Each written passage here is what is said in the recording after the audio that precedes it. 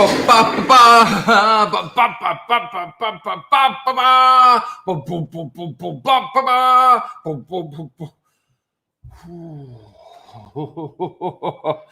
look at the colours. Let me just sort out the colour. Nice to see you. Nice to see. It's early, isn't it? Early doors. Let me get some water as well.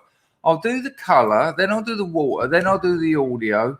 It would have been another 5-minute delay on top of that. Ouch, 8 minutes already. Oh, I do try. I really try.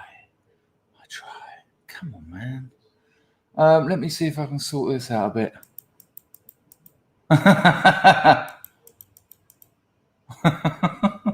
In my head, that's visual effects.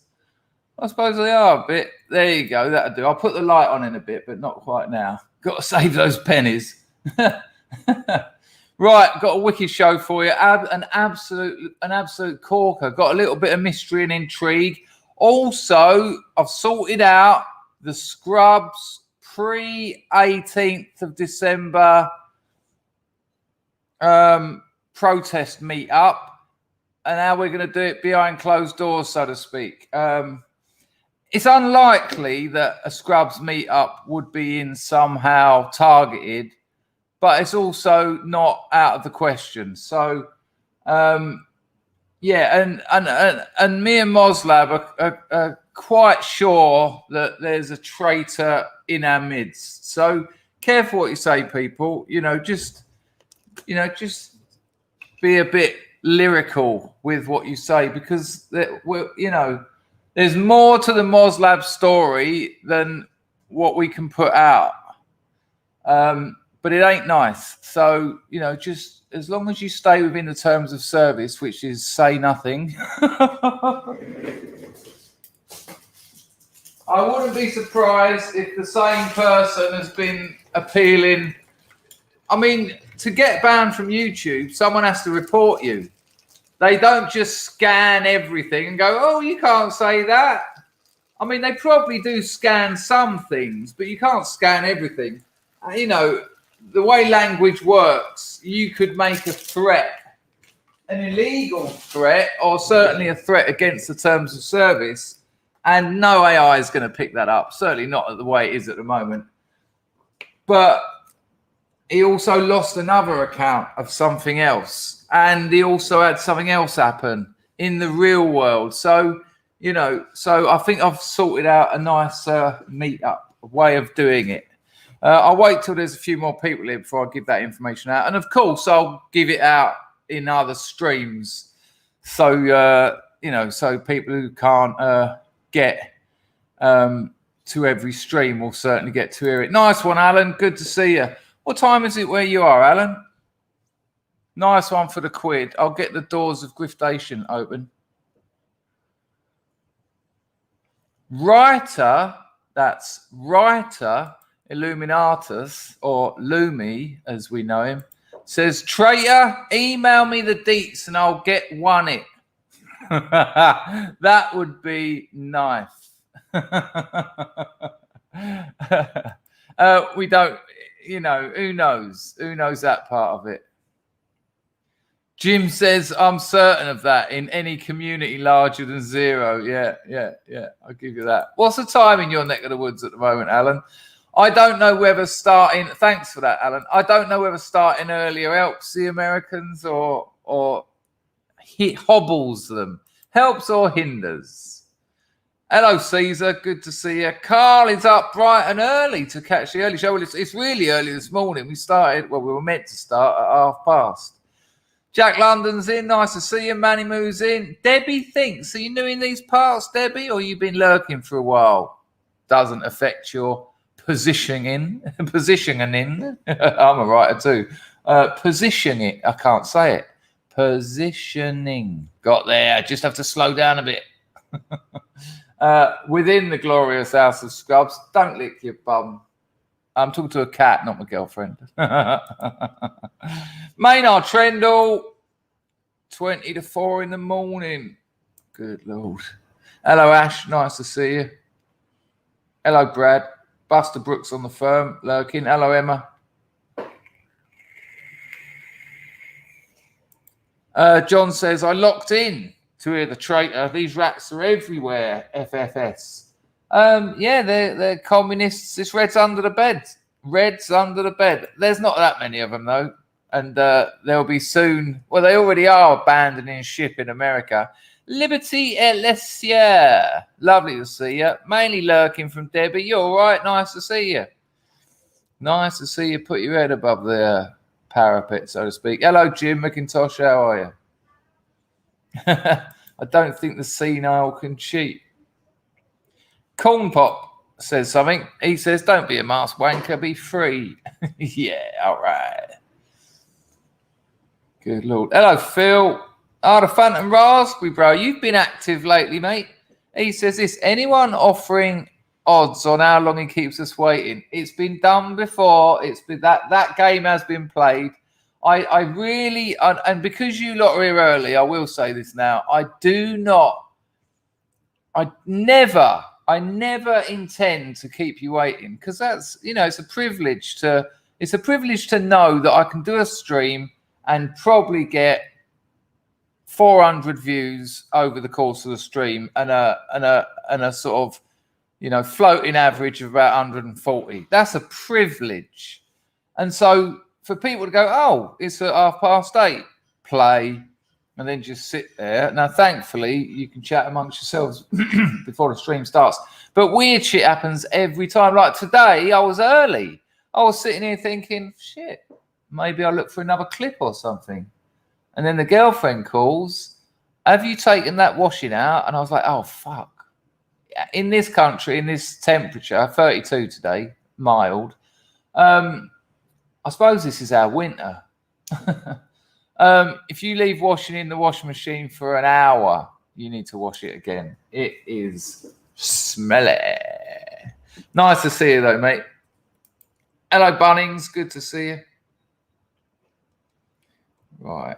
Okay. Hello, Meganesia. All right, ST911. Martin Davis. What's the name? Good to see you all.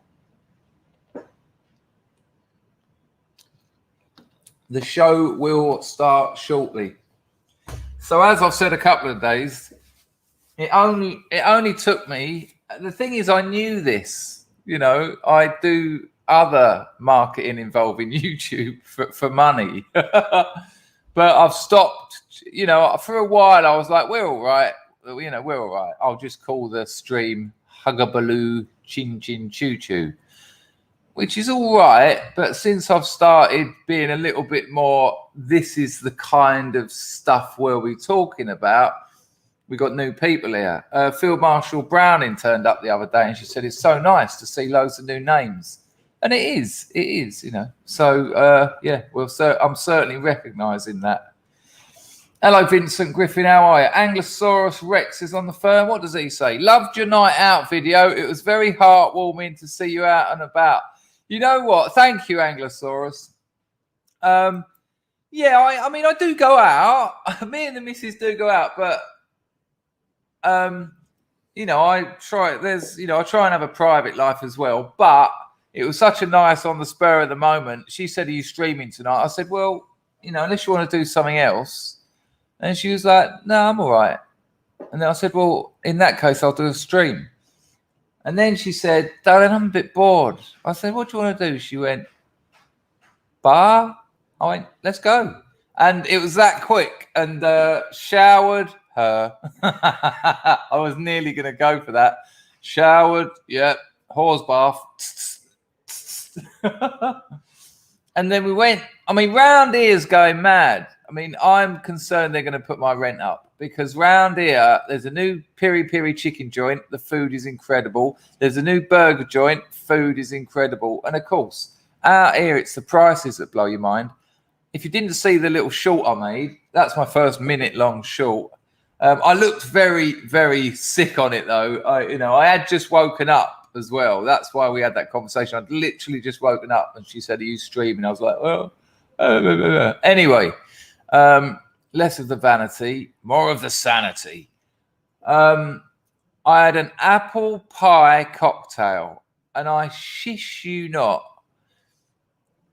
it was apple pie. It had sugar, salt, and cinnamon around the rim, which you'll be surprised what a nice combination that is. And it tasted like apple, as it would, but so much like apple pie. It was, they'd obviously worked on it, and it was their special cocktail of the day. That's what made me, I saw it on the chalkboard. Lovely little venue. A few other people there. It's turning into like Barang Town around here. And check this out. I had a quarter pounder. I had that cocktail. Mrs. had a glass of red wine. And I think we paid, I think it was about $7. So about £5 English, fiver for a cocktail, a glass of red wine and a quarter pounder. It's just comedy. You're like, what? You sure? Have a tip. Yeah, go on, here's 20p. And then we went from there to a little bar called Bong Bong, which means brother. Because in Cambodia, you refer to people as bong. It's weird. It's a bong. If you say bong, no one knows what you're talking about. Bong, bong. But if you say bong, bong. Same as yes. In Khmer, yes is ba, ba. But it stops at ba. Can you hear that slight HT? Ba, ba. But it's not ba. You say ba, you might as well just be saying ba, ba, ba, ba, ba, ba. But if you say ba, ba, ba, ba. See, it's weird. It's not but ba. And I found out yesterday, weirdly, from being here so long, that they don't have an SH in Khmer. Shh. I was me and the missus were talking about these, and I said tissue, and she has to go tits who. I'm like, no, sh. And she's like, no, because they also haven't got a TH. So no TH, no SH. Fucking weird old language. Anyway, then we went to Bong Bong, which 10 seconds walk, and it's a lovely little boozer. Like a really nice. It reminds me of the Colony Club in its deco, and it's just calmness. It's run by this French bloke. He's a really nice bloke. He's been out here 13 years. He's a stay high, which is kind of handy when you've had a couple of drinks. So we went there, and I had an old fashioned, and the girlfriend had a G&T. Then the bifters started being passed around, and you're allowed to out here in bars. You can just smoke weed if you want. And he went, "You smoking?" I went, go on. Go on, I've had a cocktail. And my missus had a couple of tokes. And I tell you what, I spent the next 30 minutes. It was like being 17 again. I was laughing. I was crying. Like, my missus was making me laugh so much. Like, a few people arrived. This is probably, you had to have been me or my girlfriend to get this. But my missus arrived. No, my missus was sitting next to me. About 4 people arrived. And when they went through into the back area, we were in the front bit. A couple of their friends were like, yay! Like, yeah, their friends are there. My missus went, yay! Nothing to do with them, and in a different room. And of course, everyone was like, what's going on out there? And she was just sitting there as if she hadn't said a word. But it was so funny. It was so funny. And that was it. And that was it. It's not, it's nice to be able to control and not be white knuckling it. I know there's people here giving up alcohol and weed. And if it's a problem in your life, give it up. But I won't smoke another bifter for Lord knows. That's the first one I've had in a year, 2 years? I can't even remember. And I rarely drink that much. So a cocktail, 2 or 3 whiskies, singles, and a lovely night. And I managed to not do a drunk stream. I mean, there was people nudging me in that direction. And when we got back, I thought, well, me and the missus were having such a laugh. Why, you understand the rest of that story. So nice one, Anglosaurus. I'm glad you appreciated that little video. Right, where are we going? I'm all turning up now. Nearly 90. I'll get this doors of griftation open tomorrow. Hello, is that tomorrow 4 or 5? That's got to be 5, right? No, 4, 6. Nice one. Are you new in these parts? Short drive engagement. I don't know what that means. Lovely to see you though, mate. You're more than welcome. FD, you're new in these parts, or you wouldn't be asking that question. I live in Phnom Penh in Cambodia. I mean, even in that second bar, so check it out. 3 whiskies, right? 3 whiskies, 3 old fashions. No, 3, that was the old fashions, the whiskies. 3 of those, 3 G&Ts, so 6 drinks. And I think that came in under $15. So about 10 quid. No optics, none of that is your little shot that the government allows you. It's just dug, dug, dug, dug, dug. How strong do you want it? Medium. So yeah, the whole night was about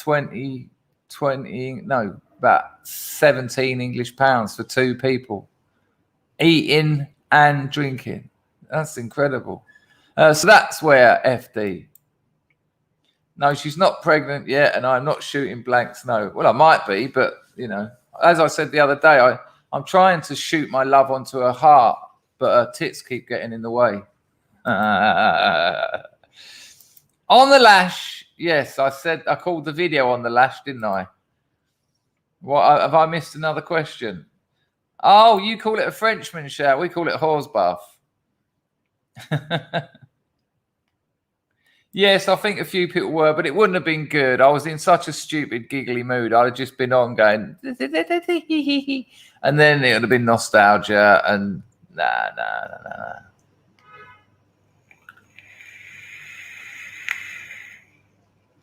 I'll tell you what, Paul, it was so good. So good.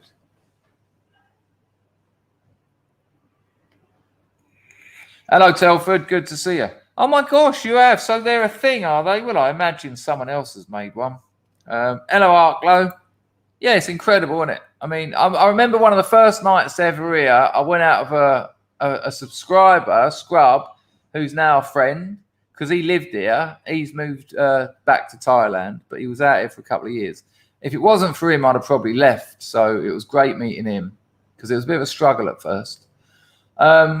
Went out with him, had a pizza and 4 or 5 beers, and got changed from a tenner, I think, something ridiculous. And I just thought, oh, this helps. I mean, I'm not a big drinker. I don't drink regularly, you know. But, you know. Hello, Boris. How are you, son? What is schlong in Khmer? Well, in Khmer. Well, I've never needed to ask because I've got a fully functioning and oversized one of my own. So, but I can imagine you'd need to ask. I think it's just schlong. Nice to see you, though, Boris.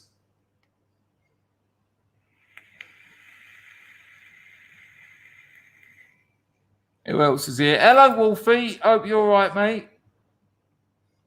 Real trophy wifey. Yeah, you're not joking either. Nice to see you. Hello, Andy.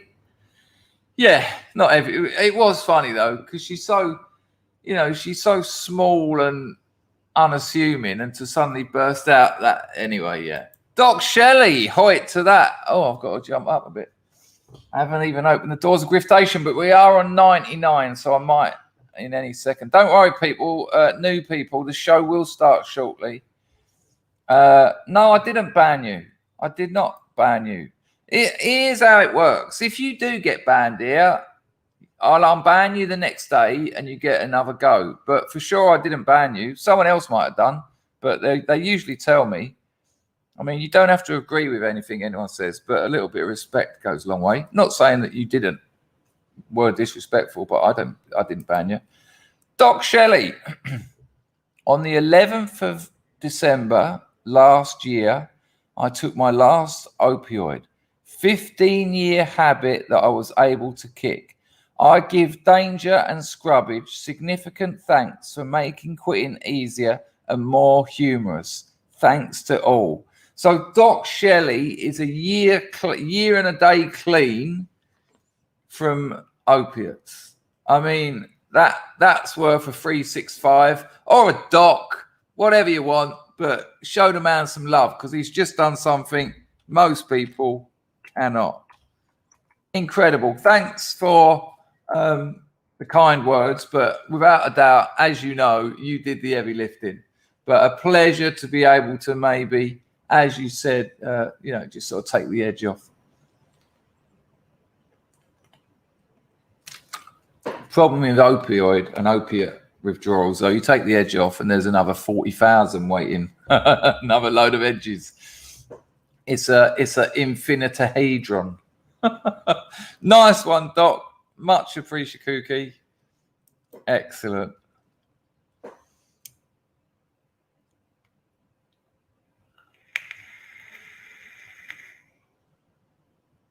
Hello, Woodlander. Good to see you. Historical Doppelganger is on the firm. Lovely. Yeah, not a problem. Nice to have you here. I stream twice a day, most of the time. When the missus is here, not so much. She's moving to Phnom Penh again. She had a very difficult conversation with her family because it's such a tight-knit family. But, you know, she's not a child anymore. She wants her own life. And my landlord has found her a couple of nice properties. So looks like I'm going to have to chip in on the rent. And it's really weird, right? Listen to this. Oh, I've got loads to tell you. Let me get the doors of Griftation open. I've got so much to tell you. I've got 1, 2, 3, 4, 5, 6, 7, 8, 9, 10, 11. I've got 13 clips. I might not show them all. I've got a few memes in the paint shop. Hello, Tim. Good to see you, mate. So the stream will start. I've got a couple of little crackers from last night, actually, to tell you. You lot are rabbiting, man. I can't. Oh, look at all the support for Doc Shelley. Lovely. Absolutely lovely. And well done, Doc. And Doc, this isn't meant to take the edge off it, but I had 4 years. And I thought, yeah, job done. Job done, innit? Done my back in Thailand.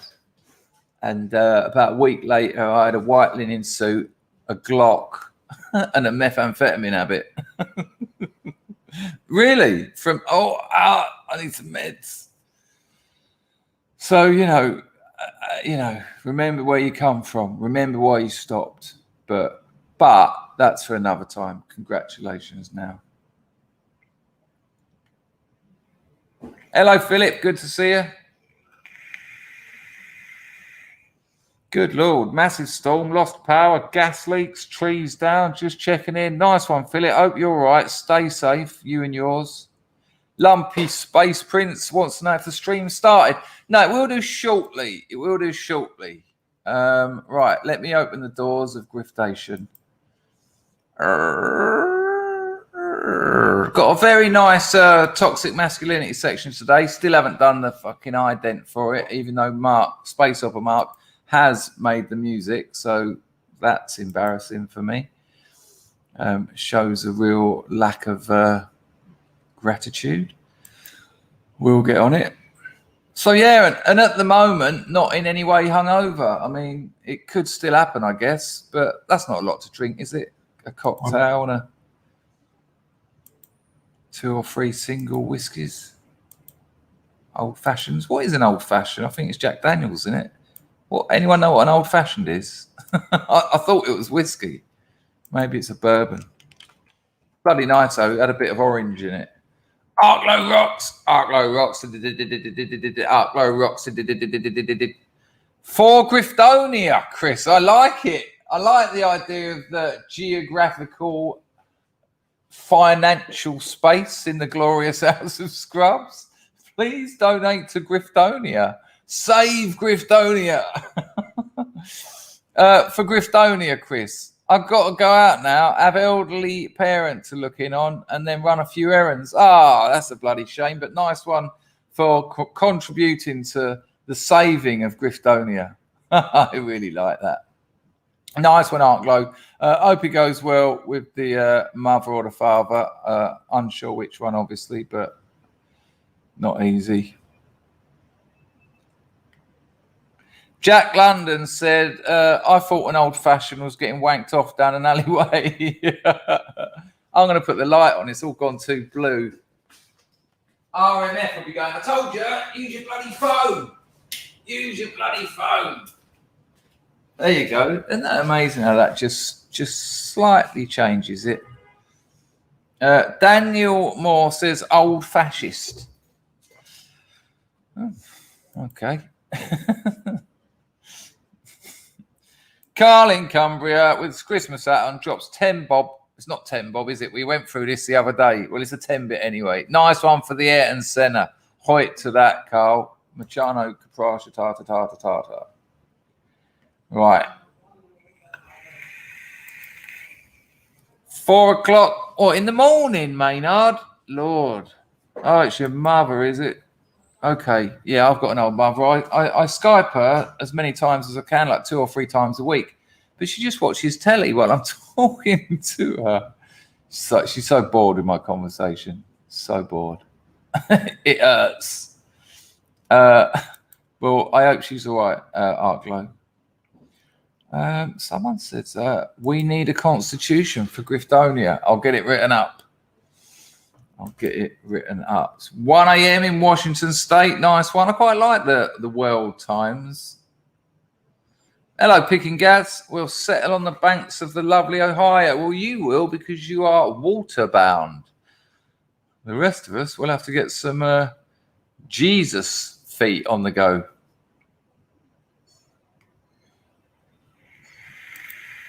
Broken Silence says, double old fascist, please, barman. Touch of soda, skip the ice. Well, my one just had a slice of orange peel in it, a lump of ice, and whatever the booze is. 7:30 p.m. in Australia. That's good news. Hello, John. Nice to see you, mate. 1 a.m. in Mike the Mank in Cali. He's going back to Cali. Cali. Hello, what's the name? How are you? Hello, LC350.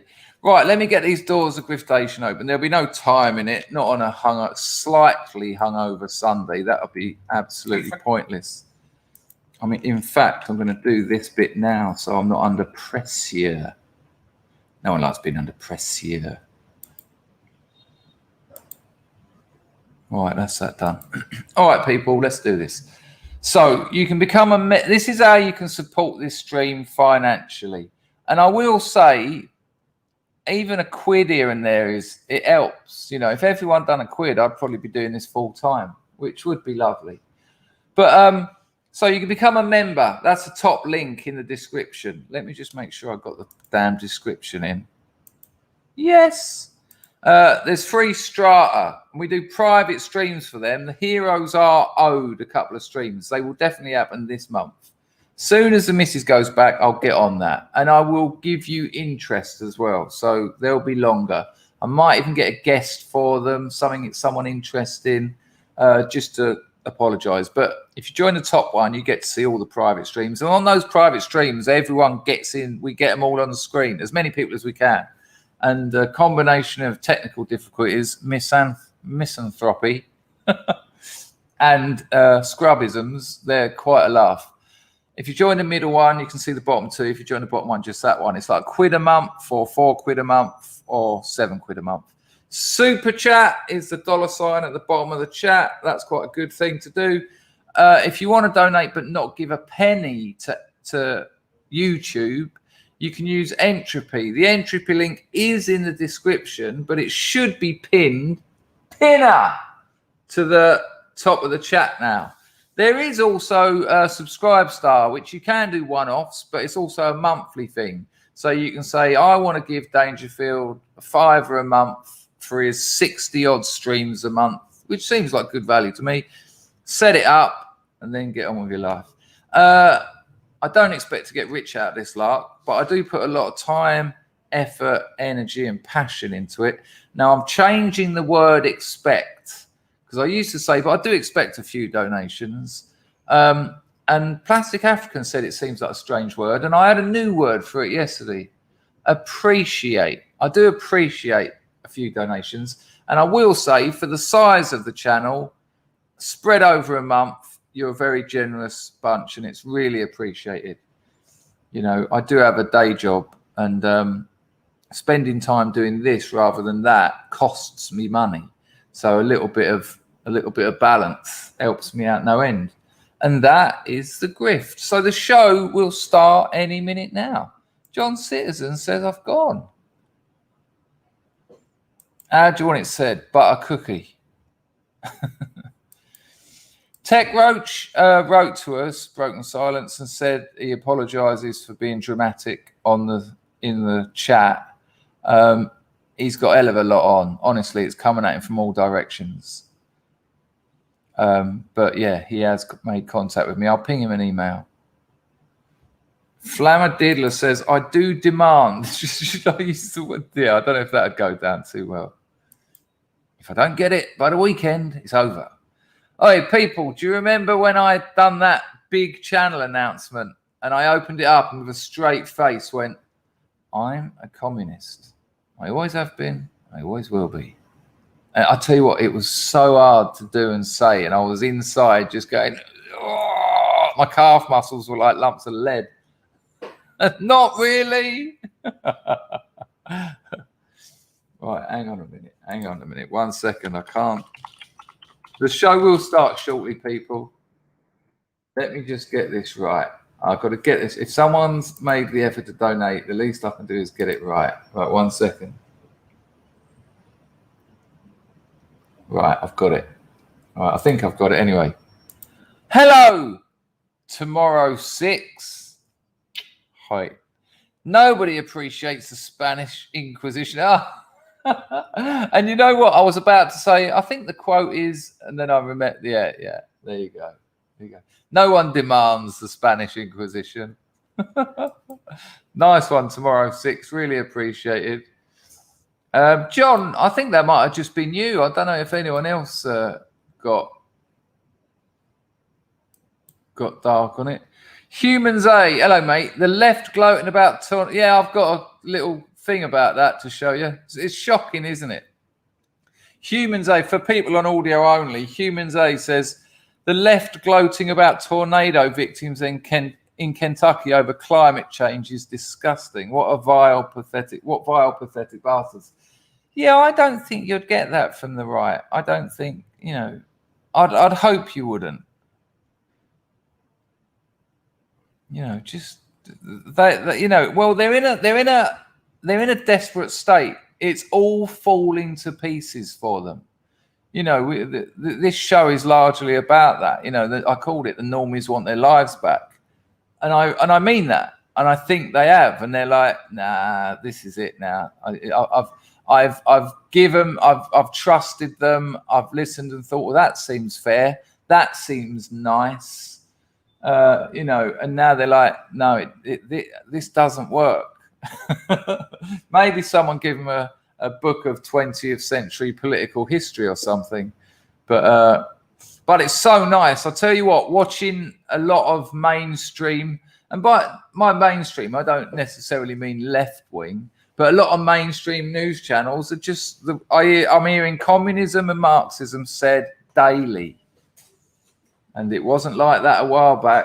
A lot of these places are talking about things that we were talking about years ago, losing friends over, getting in trouble for, getting banned for, getting censored. And now it's mainstream. That is Overton window shifting.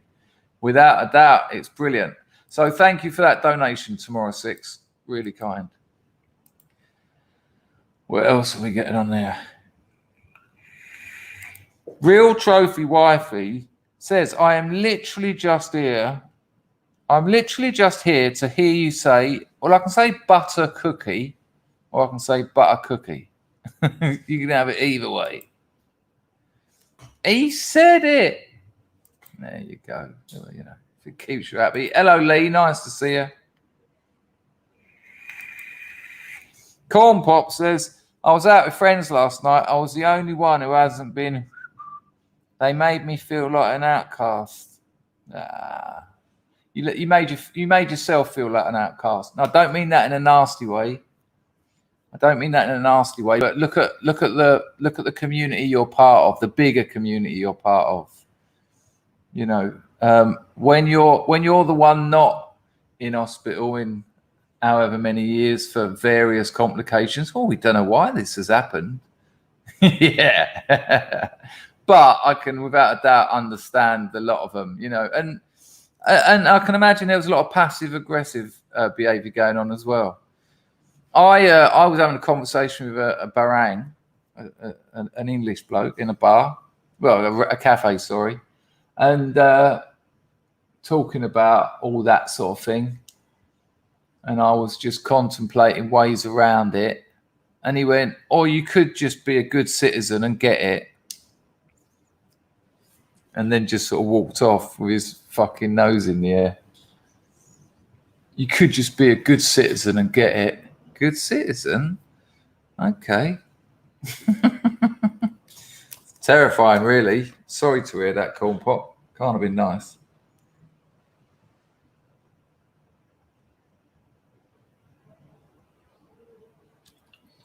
Doc Shelley says House of Scrubbage are full of great scrubbers. Oh yeah, we absolutely smash it. Right, listen, here's my plan.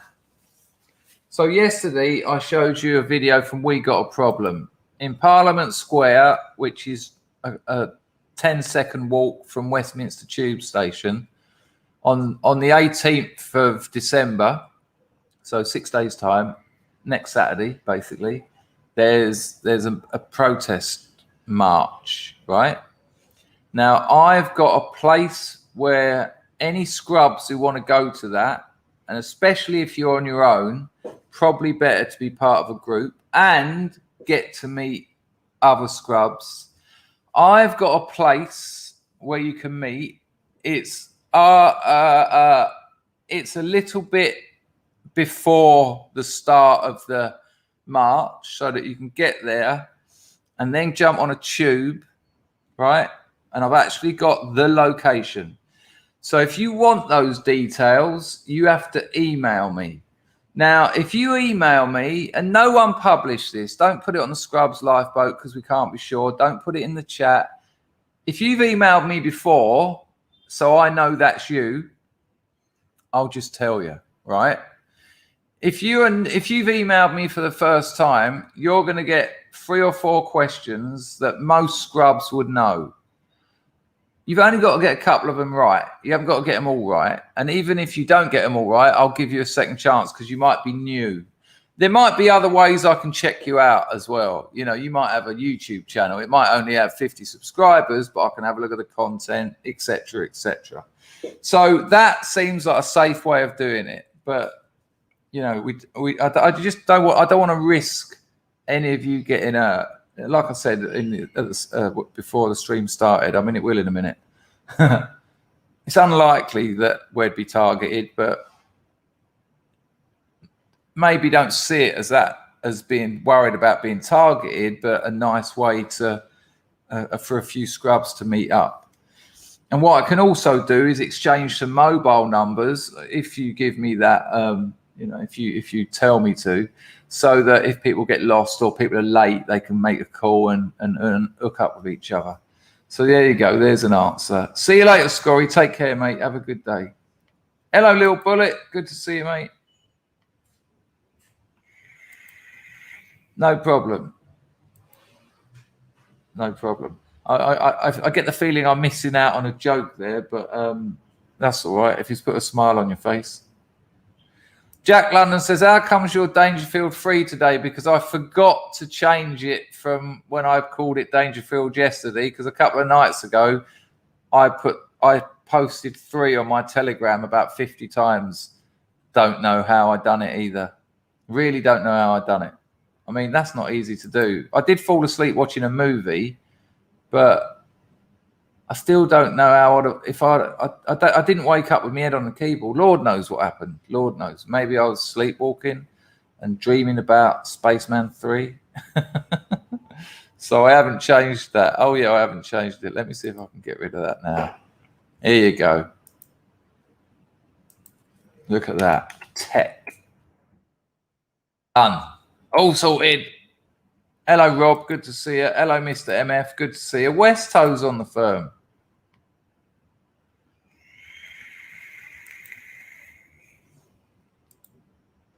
Alan is in Kentucky. Yeah, it's awful, isn't it? Awful. What you know, just these people are just broken, and they want to oh God, I'm not going to keep playing this game. It's called Aluminium, but if you want me to say aluminum or whatever it is, you lot say, I've done it. No more. Hello, Pax Max. Pax Max says the right harp's on. See, snowstorm. So where's the global warming now, you green communists? Hello, Pax Max. Nice to see you. Well, a lot of people don't even know that there was a global cooling fear in the early 70s. You know, and it didn't catch on as well as this one, but it was a thing. Governments were involved.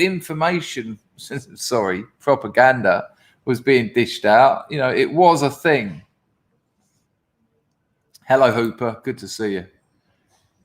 Right. Hello, Zeus74. How would they know if you don't tell them? Oh, sorry, mate. I'm out of. I don't know what that's in relation to, so I can't answer you. Hello, Dom. Nice to see you. Dom says, like, sub, share, throw some dough if you can. He's a prat, but he's our prat. Yeah, all right. Yeah. Yay. Historical doppelganger had a couple of mates on Facebook saying they regret having the first gibber and they've had no end of issues yet. Yeah, my missus regrets having the first one and she's had problems. Speak of the devil. Hello, my love. Hello. Hair looks nice. Yeah. How are you? Come here, give me a kiss. Oh, hair looks lovely. Yeah. You all right? Good. You had some food? No. Oh, Lord. What are you going to eat?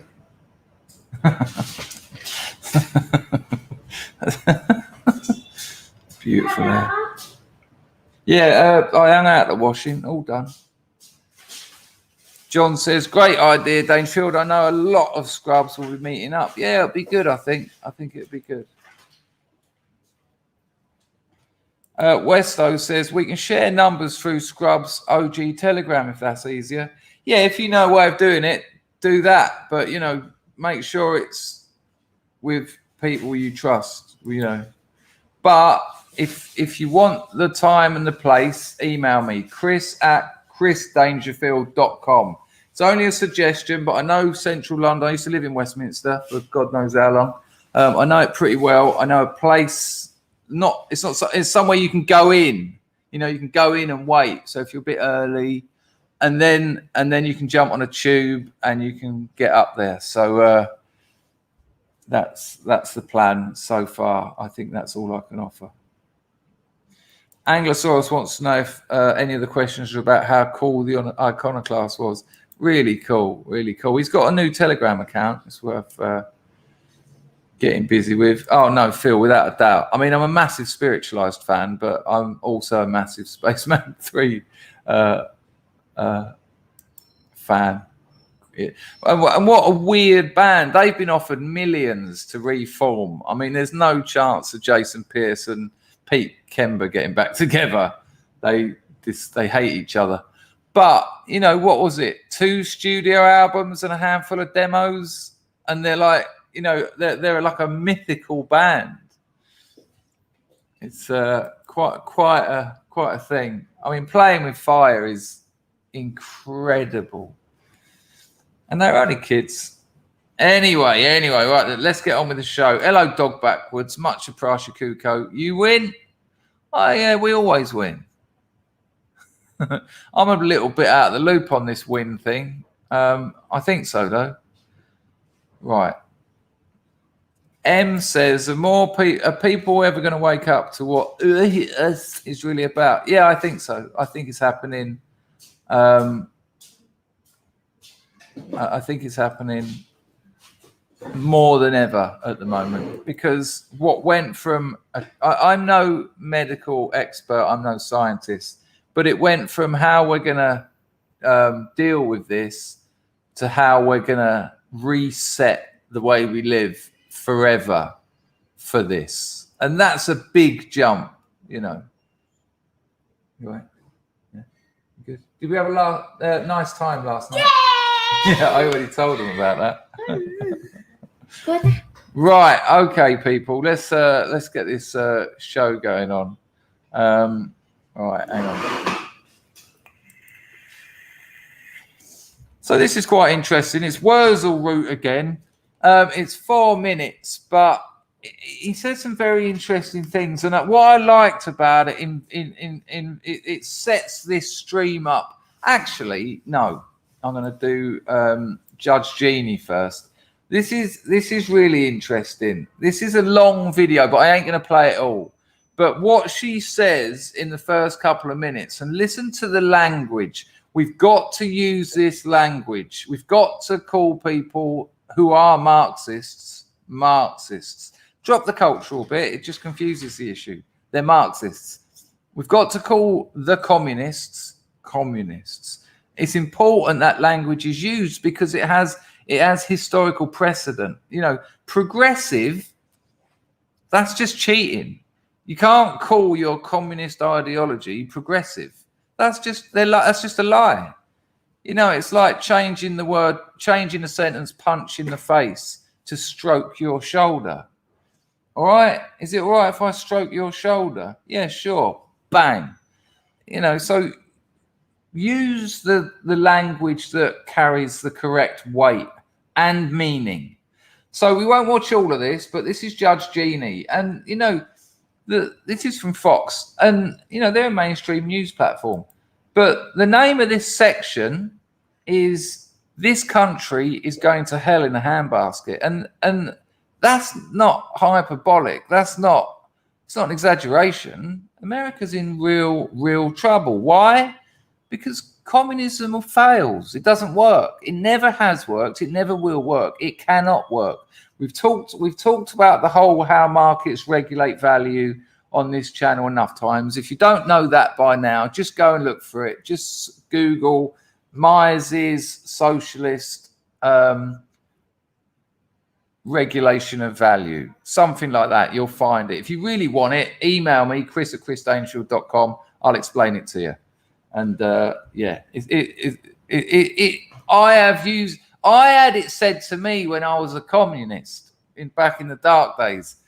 And when people say it to you, you just sort of go, yeah, but,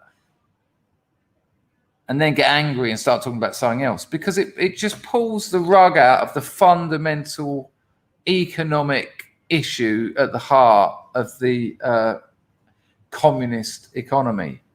You can't even say those two words next to each other without giggling. Communist economy. I'm not even joking. Well, the show will start shortly. Let's have a look at the first couple of minutes of this. It's quite interesting. Well, it's very interesting, actually.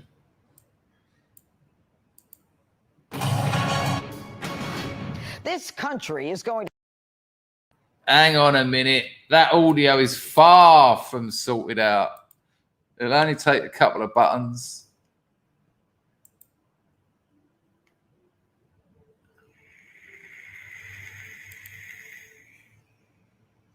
One second, people. Boom. There you go. There's the giveaway noise.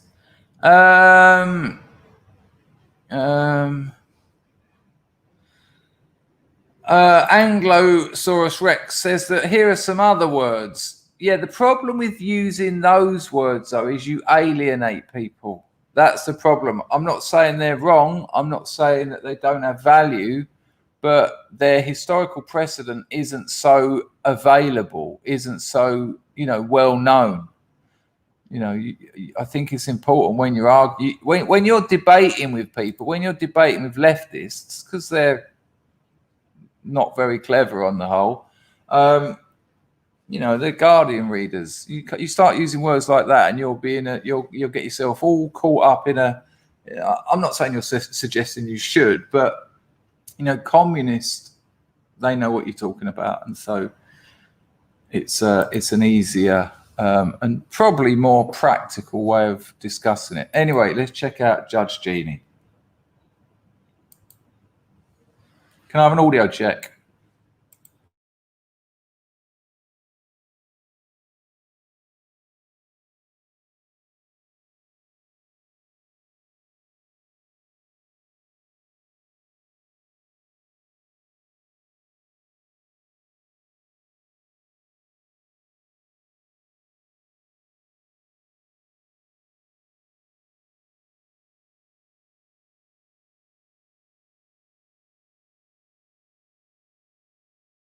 Yeah, I think that line is worth repeating, because that's lovely that's on Fox News. Absolutely incredible.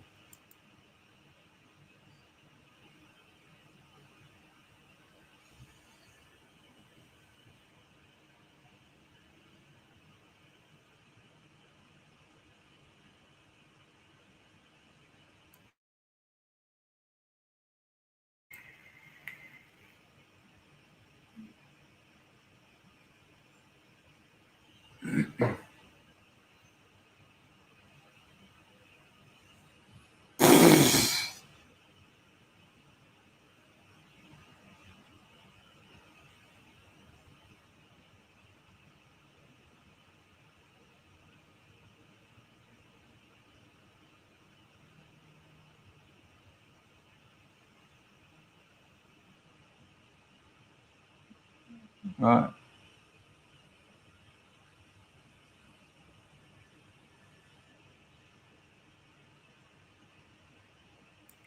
Right, we don't need to watch any more of that, but it is quite funny. Hillary's still rinsing, still grifting why she lost the election. It's ridiculous.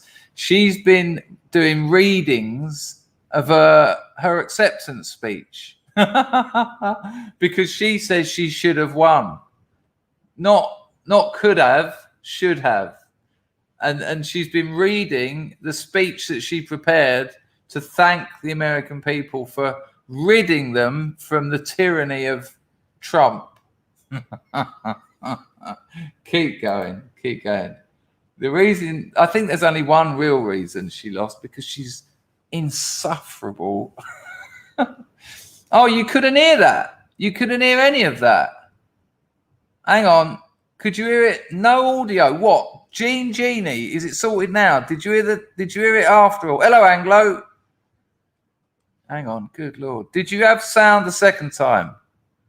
Good Lord. Hang on a minute. What the hell's going on here?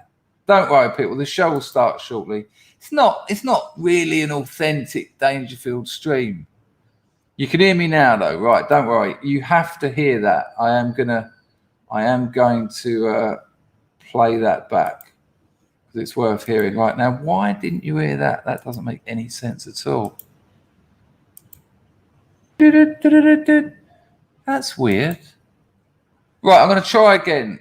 Sincere apologies. I had a couple of drinks last night, didn't I? Couple of bifters, do you know what I mean? All over the shop this morning. Right, this should work. Sorry, people. Don't worry. When the show starts officially, this will all be sorted. You could hear me, but not the video. Can you give me an audio check on this, please? And I will keep an eye on the chat. This country is going to hell in a handbasket, and you know it.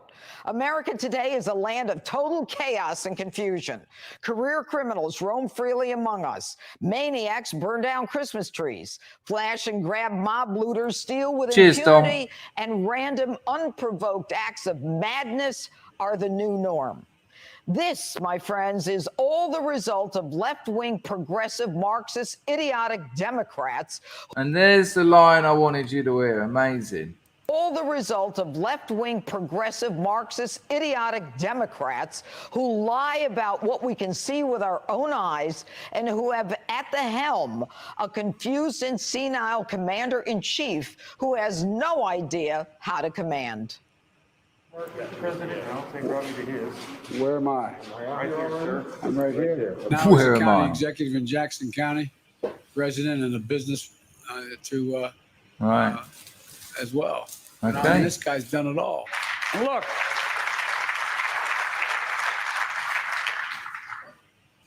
look, as man said, we're in a situation where we've known Right.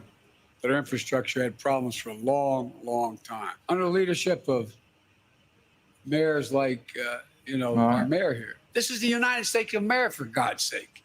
If you think he's a problem, take Right, a and look there at you go. wannabe. Yeah, like I say, you don't need to hear about Hillary.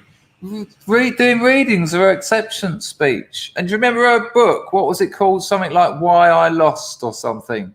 And there's apparently, I can't prove this, but someone said if you break them down, there's over 1,000 reasons in that book why she lost. But she missed the main one, that she's a hateful, horrible dangerous piece of S. Yeah, the United States of America. 140 people, lovely. Are you over there in Twitch, Jays? Right, so that's kind of set up the scene. Americans know what's happening. I don't want to keep repeating this, but I will, because it's now become very short. Because of the internet, communists can't do what they used to do. Communists, which has been tried in 2/3 of the planet and ended in piles of bodies and eating dead bodies. That's no exaggeration. The classic example is in the Ukraine, where the Soviet government put out posters urging people not to eat their dead babies. That's nice. And the fact that they needed to tell them is even more absurd. But before, you had the communist government, the communist ideals, the communist dream of a utopia, the communist need to destroy what is already there, and they had the media.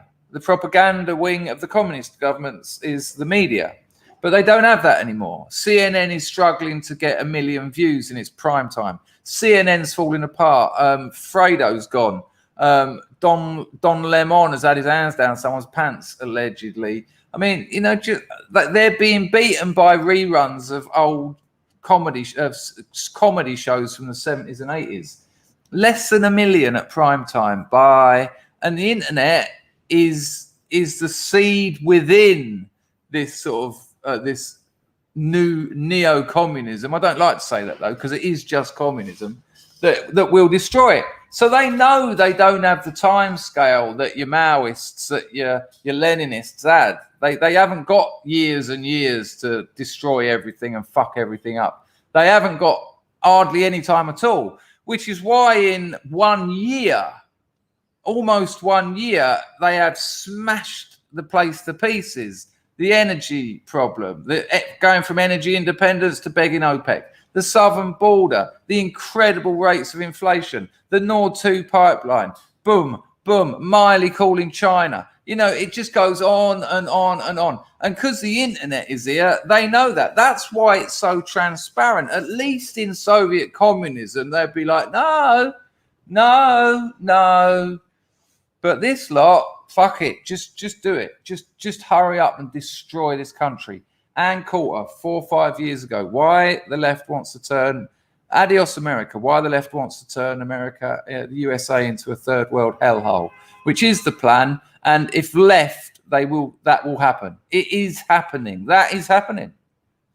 Now, thankfully, we've got the internet. And thankfully, by the time we get to the midterms, you will see how many normies have gone, nah, not doing this. From the ground up, gubernatorials, local elections, local district attorneys.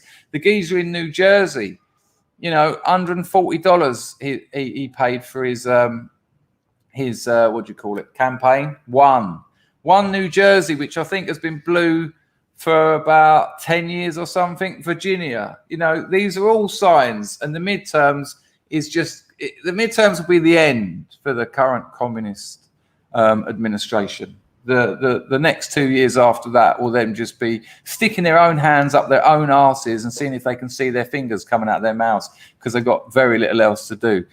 Okay, a couple of super chats. Yeah, man, from Flair. You dodgy for the grift. Carry on, son. Yeah. I heard you using some of my the abuse I gave you. Yeah, man, from Flair. Nice one, mate.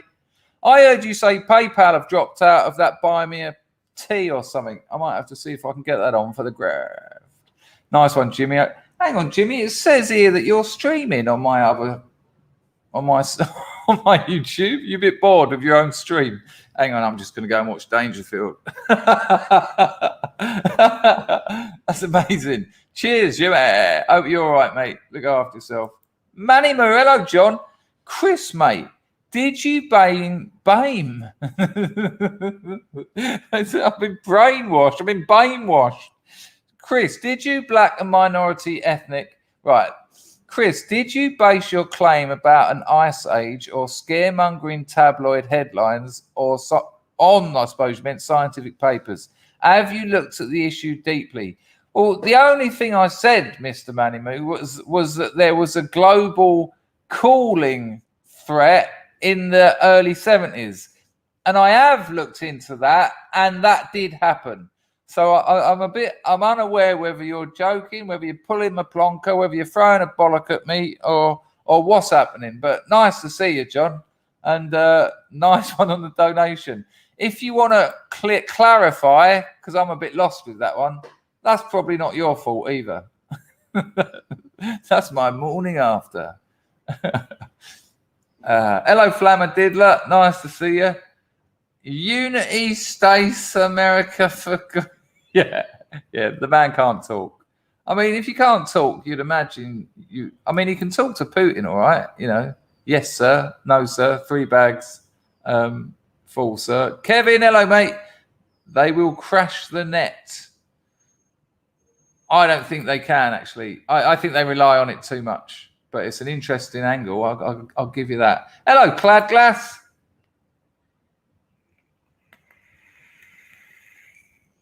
Allegedly, sounds like squirrely Deletterkenny. I'm out of the loop with so many things that are going on in this chat. But it's nice to see you, mate. Right, okay. I think we might have already had that one, Zen. Call me, chameleon. But we can have it again. Why not? Let me just have a look over there. And Entre. He's fucking... sorry, people, about the paid promotion. I was going to do it anyway, Mr. Loomy. I saw it in the Scrubs lifeboat. But no problem. Always a pleasure. I'll put the link in the chat as well. Hang on. Let me just do this. Don't worry, people. The show's going to start in a minute. And it'll be wunderbar.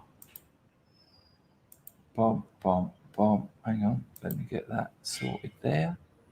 Bomb, bomb, bomb. Got that. Ba-da-ba. Boo. Ching.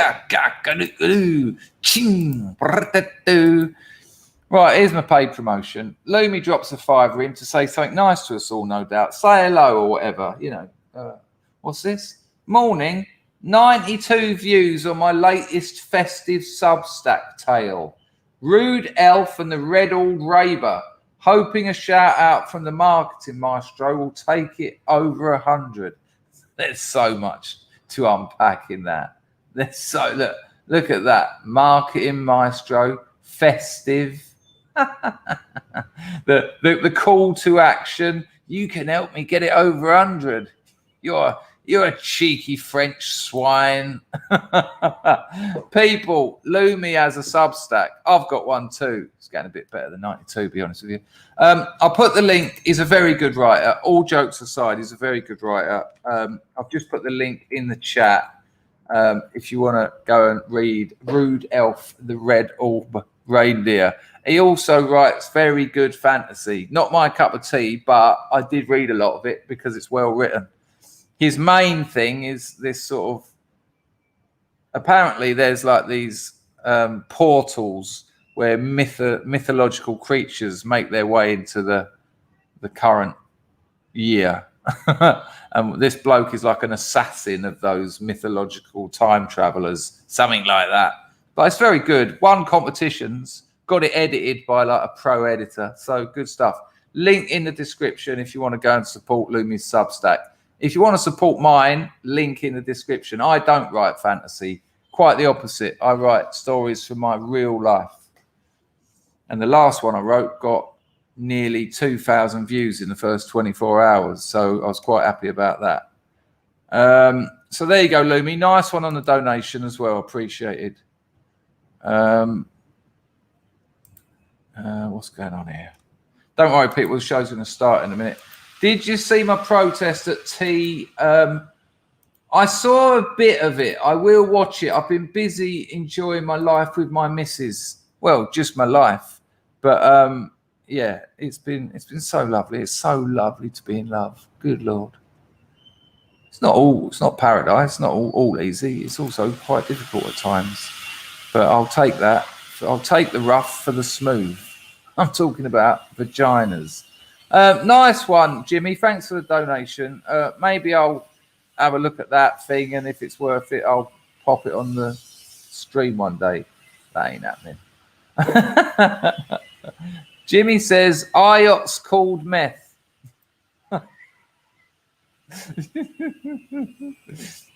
Zen Maverick opens up a portal every time he goes to the toilet. That's an awful thing. Kevin, you can email me, and if anyone's arrived lately, I mean, the show's going to start in a minute, so you're all right.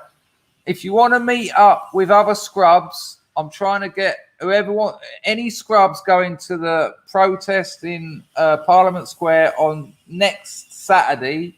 I've got a place easy to find where you can jump on a tube and get to Westminster. Get to Parliament Square in no time at all. So I've got a time and a place. So chris@chrisdangerfield.com. Now, if anyone writes to me and you've written to me before and I know that's your email, I'll give you the time and the place. If you're new around here or we've never communicated before, even if you're like an OG scrub, if we've never emailed before, I'm going to ask you some questions because anyone can put an email address together. The chances of Pantifa causing us problems is very low. I mean, I think they'll be a bit busy that day, but you know, it's worth, I think, a little bit of, because there is someone in here causing Moslab problems. So, you know, I think it would be a good idea to just try and keep it as secretive as possible. And if you are going down there, why be on your own? How nice to meet up with a load of scrubs. I met up with a load of scrubs years ago when we done a Dangerfield's Chinese prescription. That was quite the day. It was really nice, actually. There's only about 3 or 4 of those people left. YouTube's like that. It's transitory. They come, they go. But then you've got a few people who've been here since the beginning still. So that's quite amazing. Right, so in the spirit of what I was saying that this stream is about, and Normies wanting their life back, and we just saw Judge Jeannie refer to these Marxists, and the American people are like, no, we're not having it. This is ridiculous. So this is Wurzel Root, and this video is 4 minutes. We might watch all of it, but it's the first 2 minutes of dummy. And this is the name of this video, right? The Illusion of America, Lies and Media Narratives. Now watch this in view of the context where we have an internet. And yes, it's riddled with censorship and cancelling, but every time they knock one down, another one comes up somewhere else. It's working. You know, they fuck themselves.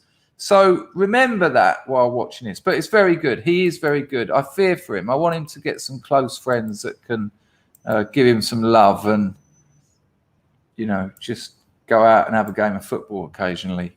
Sorry, people, just so that we don't have another audio issue. I'm going to double check that. So, yeah, this is Wurzel Root. I'll put the link in the chat. Here we go.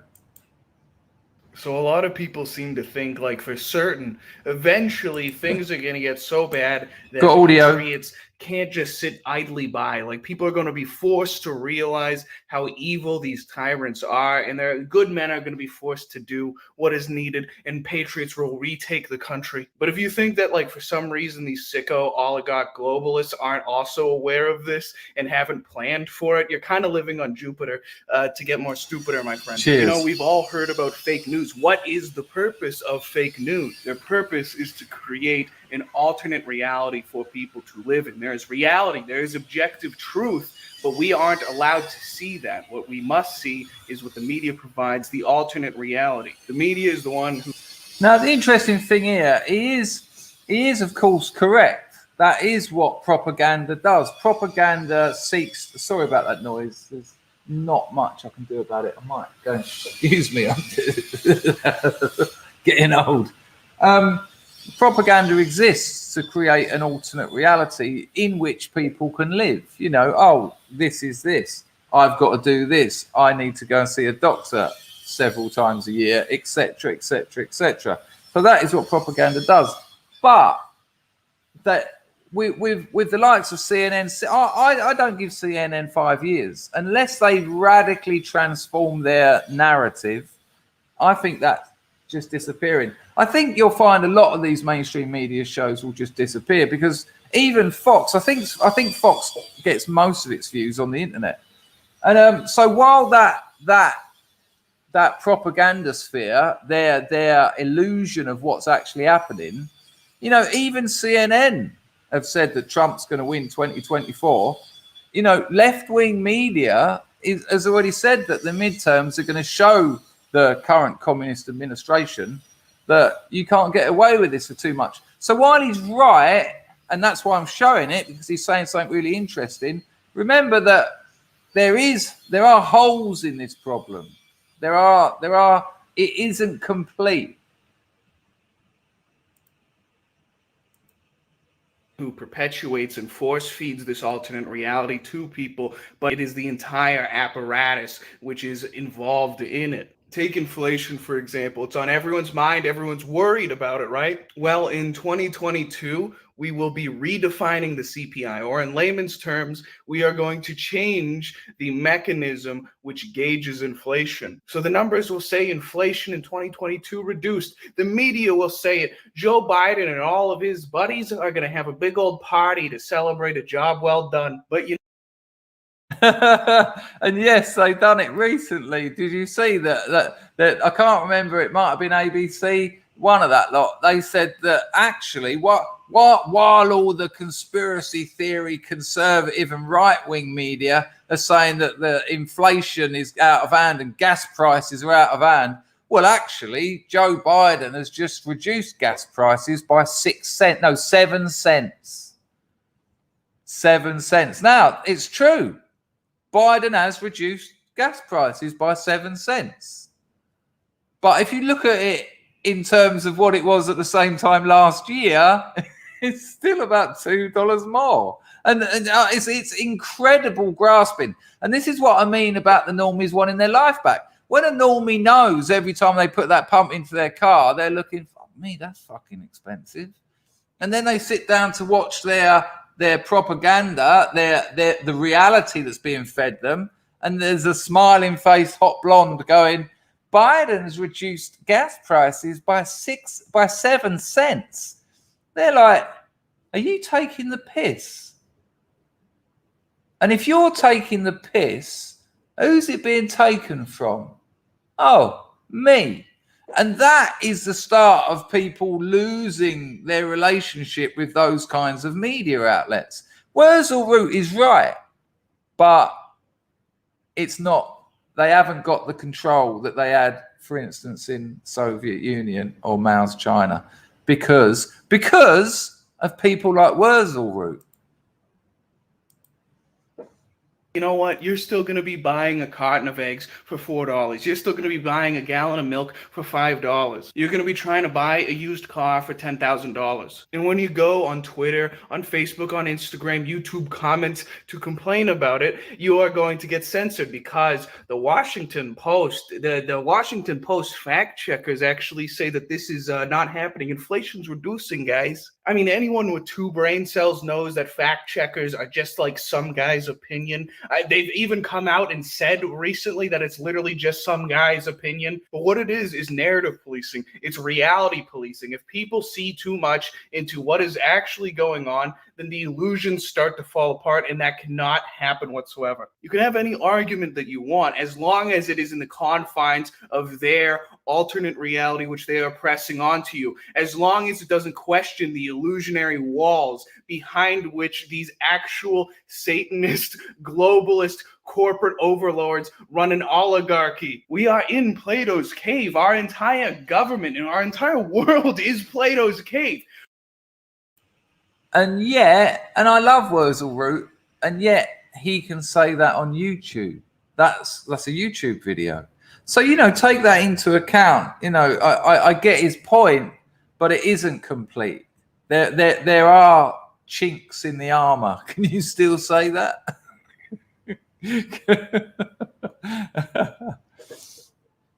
Jimmy from Philly, nice one for the 5-bit. Read The Hidden Persuaders by Vance Packard. Subliminal perception, brainwashing, be a dissident voice. Jimmy from Faye, I recommended this channel read Vance Packard's The Hidden Persuaders 4 years ago. I done a video on it. That's not me saying you're behind the times. That's me saying yes, absolutely. If you haven't read The Hidden Persuaders, it's a fantastic. It goes into the early days of depth probing. It goes into the early days of focus groups and marketing. And I think his name's Dr. Dichter, who's the king of it. You know, when they started, for instance, there's two classic stories from The Hidden Persuaders. Thank you, Jimmy, for the donation.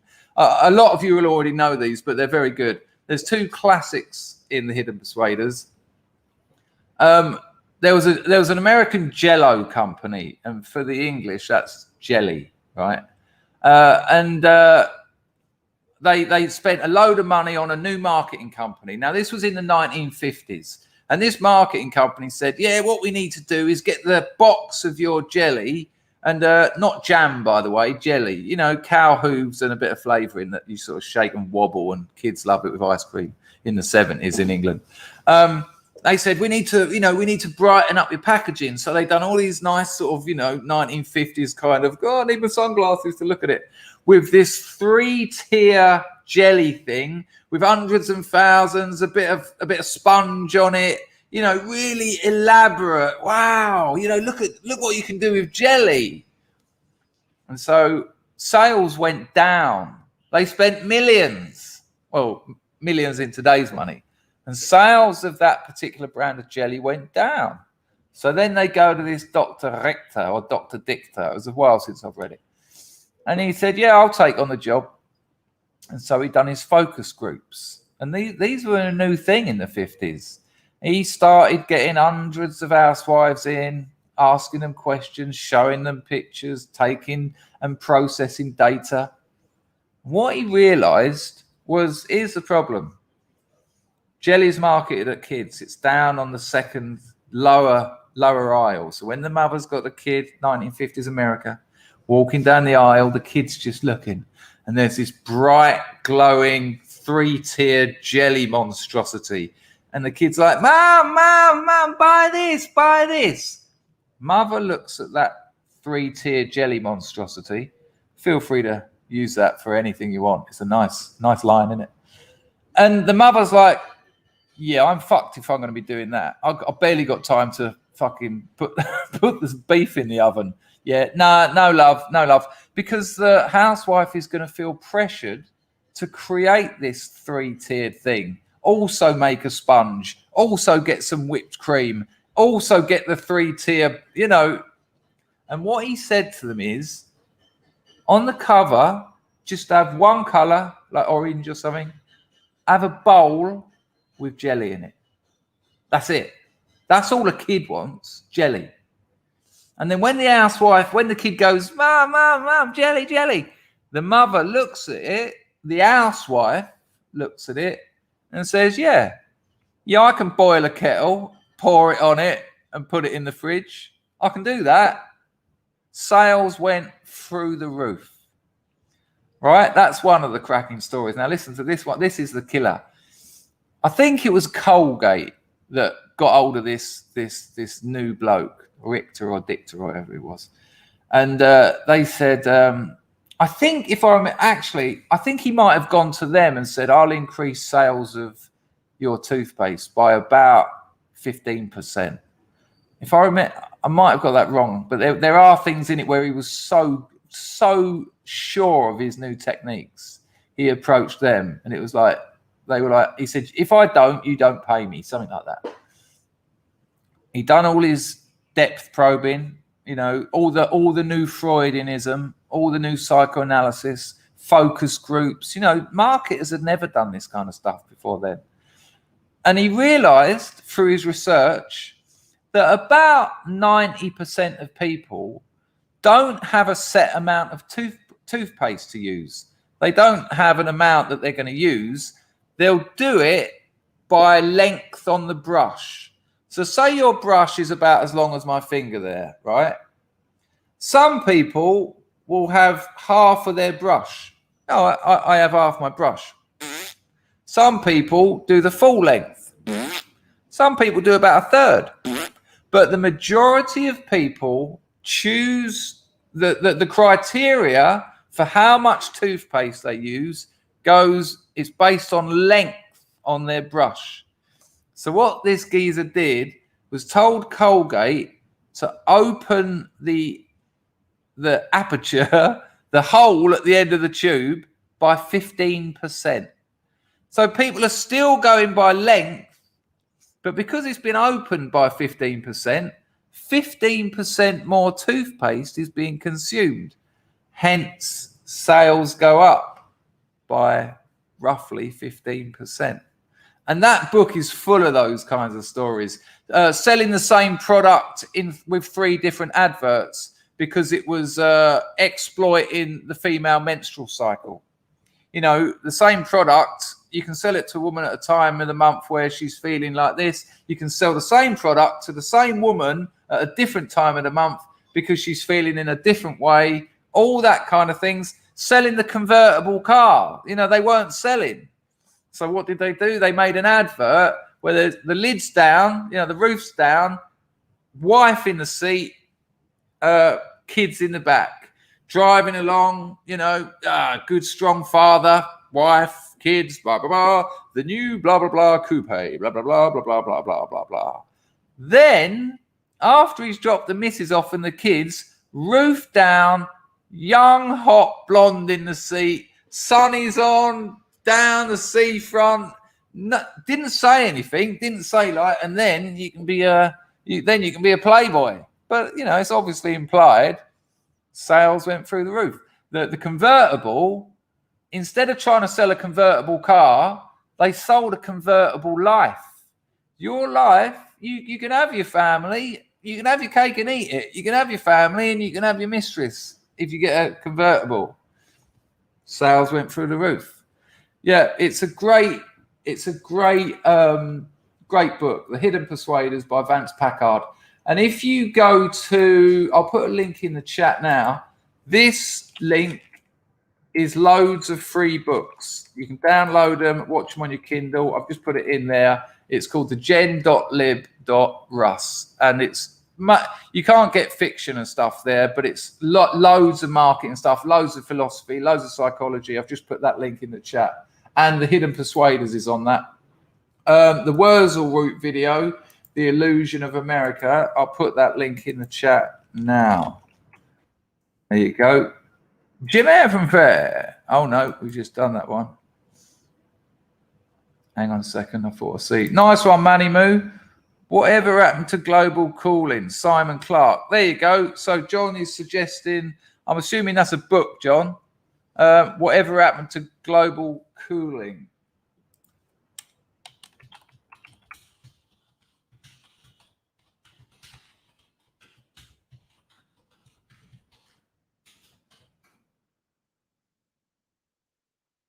Oh, there you go. Yeah, there's a video. Sweet. I'll put the link in the chat. Nice one, John.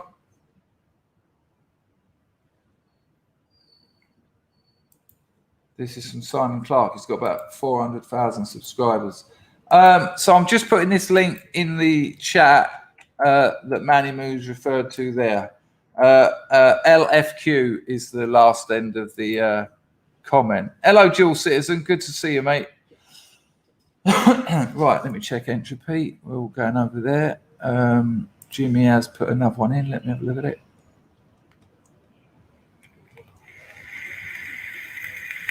One second, people. The show's going to start very shortly.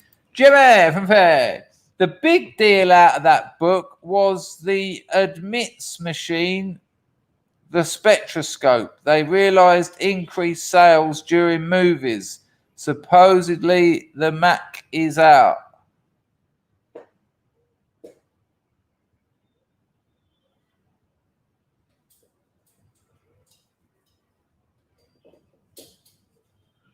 Cheers, Jimmy. Nice one. Well, there's Jess says, I love jelly. it's cow hooves and flavouring, but there's nothing wrong with it. No, if you like that sort of thing, Dom, it's definitely worth a read. Easy read as well. Hang on, what's that? That's interesting.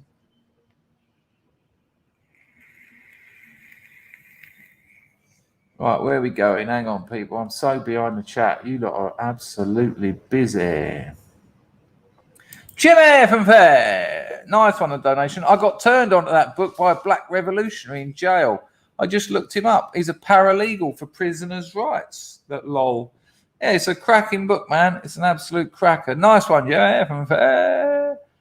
Appreciate it, mate. Fuck me, your cup of teas must be going well.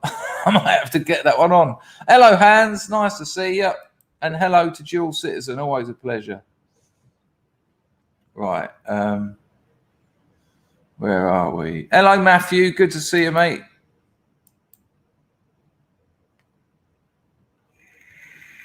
Casa Cooling says, we had almost a decade of cooling. That's why global warming became climate change. Yeah, there you go. It's all about, you know, if you want the narrative, you need the language.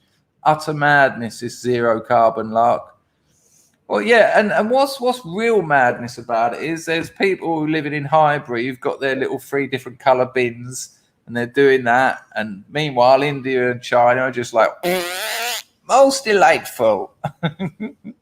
Supposedly the machine was outlawed. I don't remember that bit of that book, but it was 30 odd years ago I read it. But I might go back to the Hidden Persuaders. It's a cracking book. It's all marketers know it. You know, it's you have to read it if you're involved in marketing.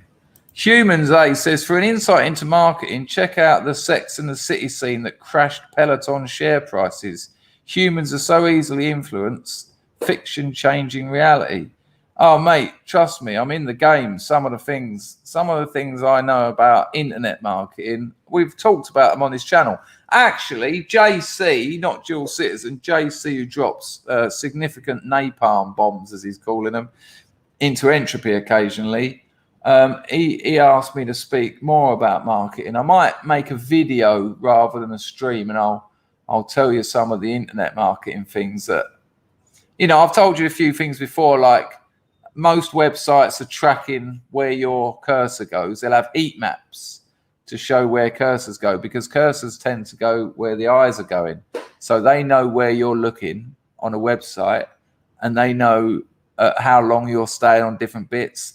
And then they'll redesign their website based on that data. That's one amazing one.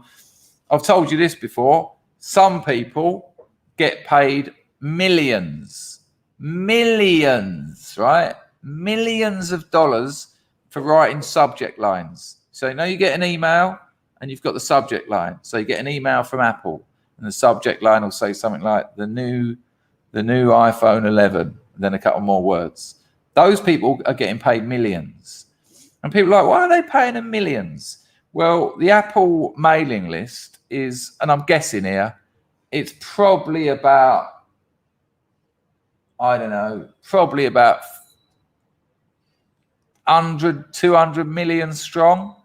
Now, if you can get 2% more people to open your email, and then the amount of products that will be bought off that, it's worth paying someone who knows what they're doing.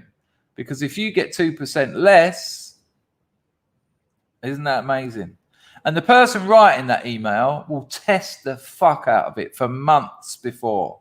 They'll be doing A/B tests, testing this, how many letters, capitals, smalls, less characters, what words change that word, test. And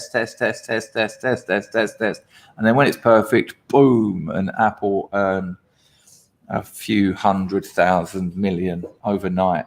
It's what a job to have. Hello, La. Nice to see you, mate. Right, the show is going to start very shortly. What have I got for you? I've got something awesome here. Oh no, this is really good.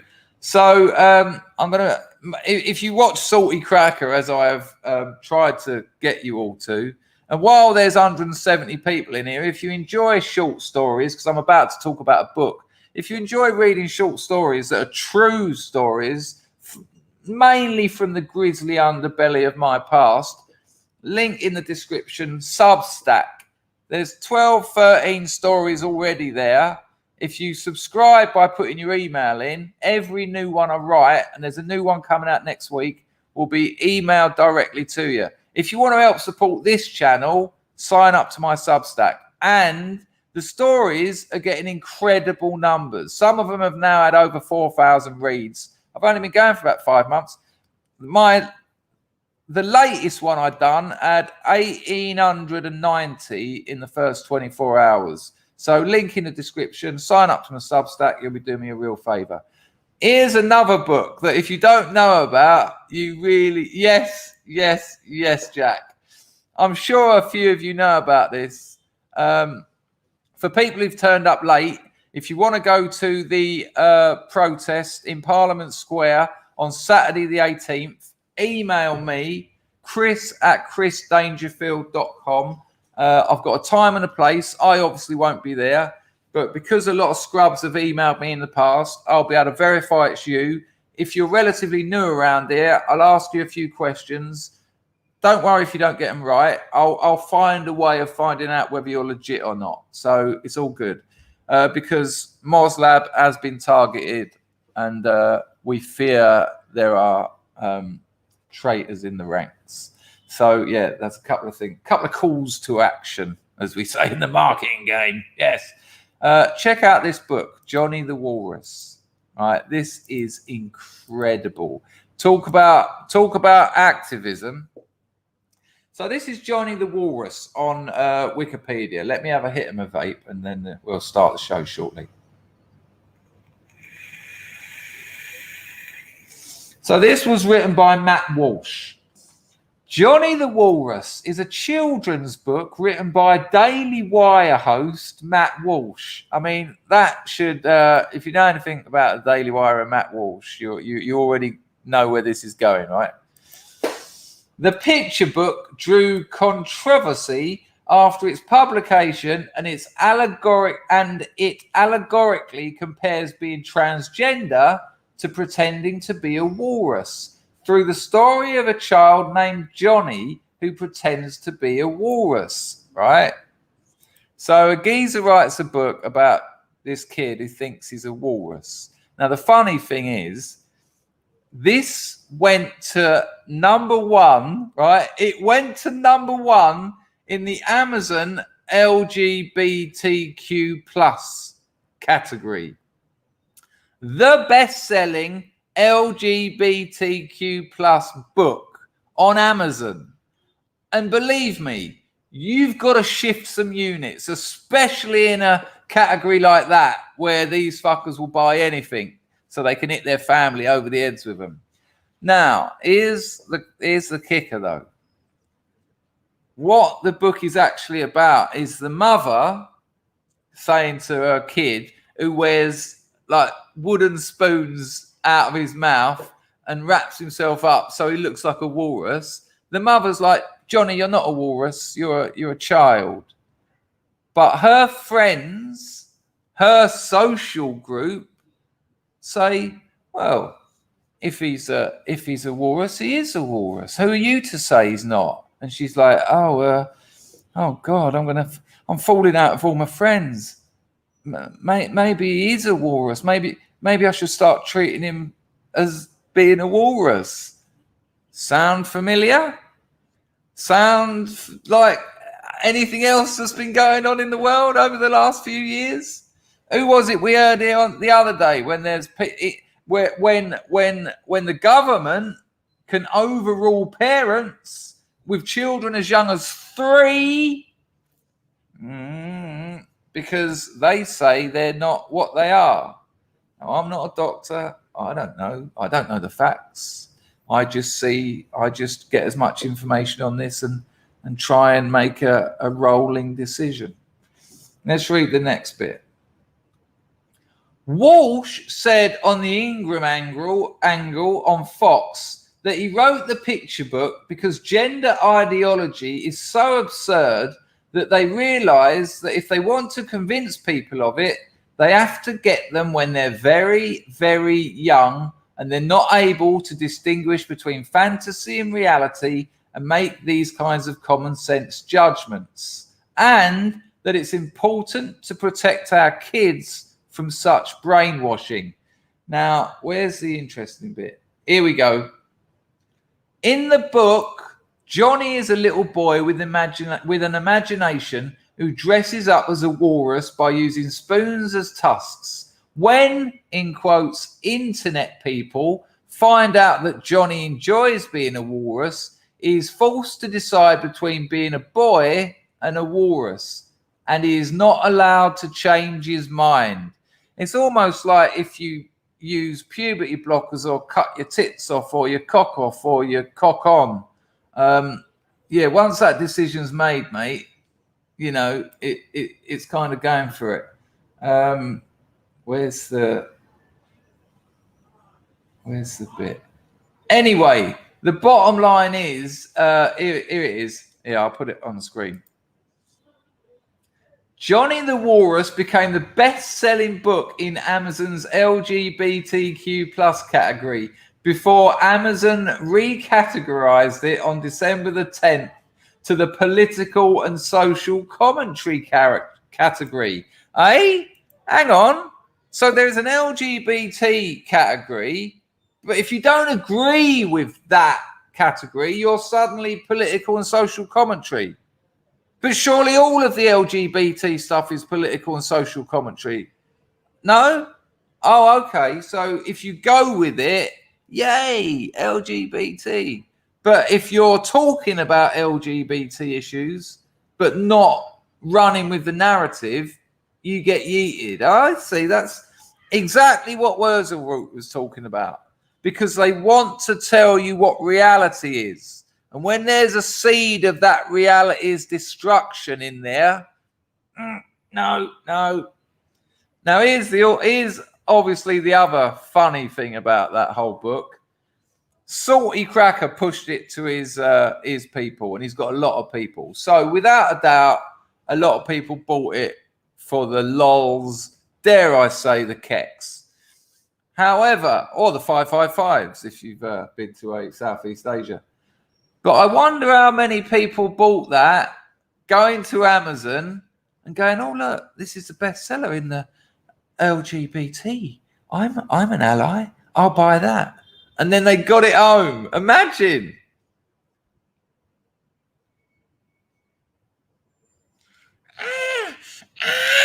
No! Lighter fluid. Get it out. Bringing reality. I've got my own reality. The telly told me it. Get out. I mean, listen, people, we talk about firing meme cannons. We talk about the meme phalanx gun that is going to be just in the air, re-diverting the left's ridiculous attempts at memetics. This is top trolling. Writing it, getting it illustrated, typesetting it, printing it, publishing it, and just they didn't print it. It would have been on Amazon, Amazon's thing. And then it to go to the top. It's just brilliant. It's just absolutely brilliant. Listen to this. Fox News host Tucker Carlson called the book hilarious. The Blaze called the book an effort to push back against radical gender ideology, which defies biological reality. The LGBT website Pink News called the book hateful and transphobic. Johnny the Walrus, hateful and transphobic. I'm not to say, you decide. Well, this is it, Billy. Exactly. Because it doesn't. But what it does do is question narratives. So impressive. What an amazing thing to do. Right. We won't have a look at too much of this, but it is quite a funny photo because, you know, anything that gets the left reeing is always worth a pop. Check this out. So this is a little story. We won't watch all of it, but this is a little story about a congressman who took a family photo. If you haven't already seen this, you're in for an absolute treat. Check it.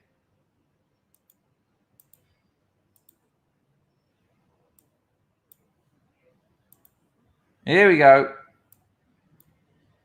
Liberals freak out over Congressman's family Christmas photo. Before I get to that, if you're new here, tap the... And before she gets to that, I mean, if this isn't Moslab's family Christmas photo, I don't know what is. Check it out. Hello, King Corona. Hello, Will. Red subscribe button down below, then hit the notification bell so you are the first to know when news breaks. Well, a simple Christmas family photo from Congressman Thomas Massie of Kentucky has the left upset. Why, do you ask? Because they are posing with guns. That is a big no-no for liberals, and they can't handle such displays of freedom.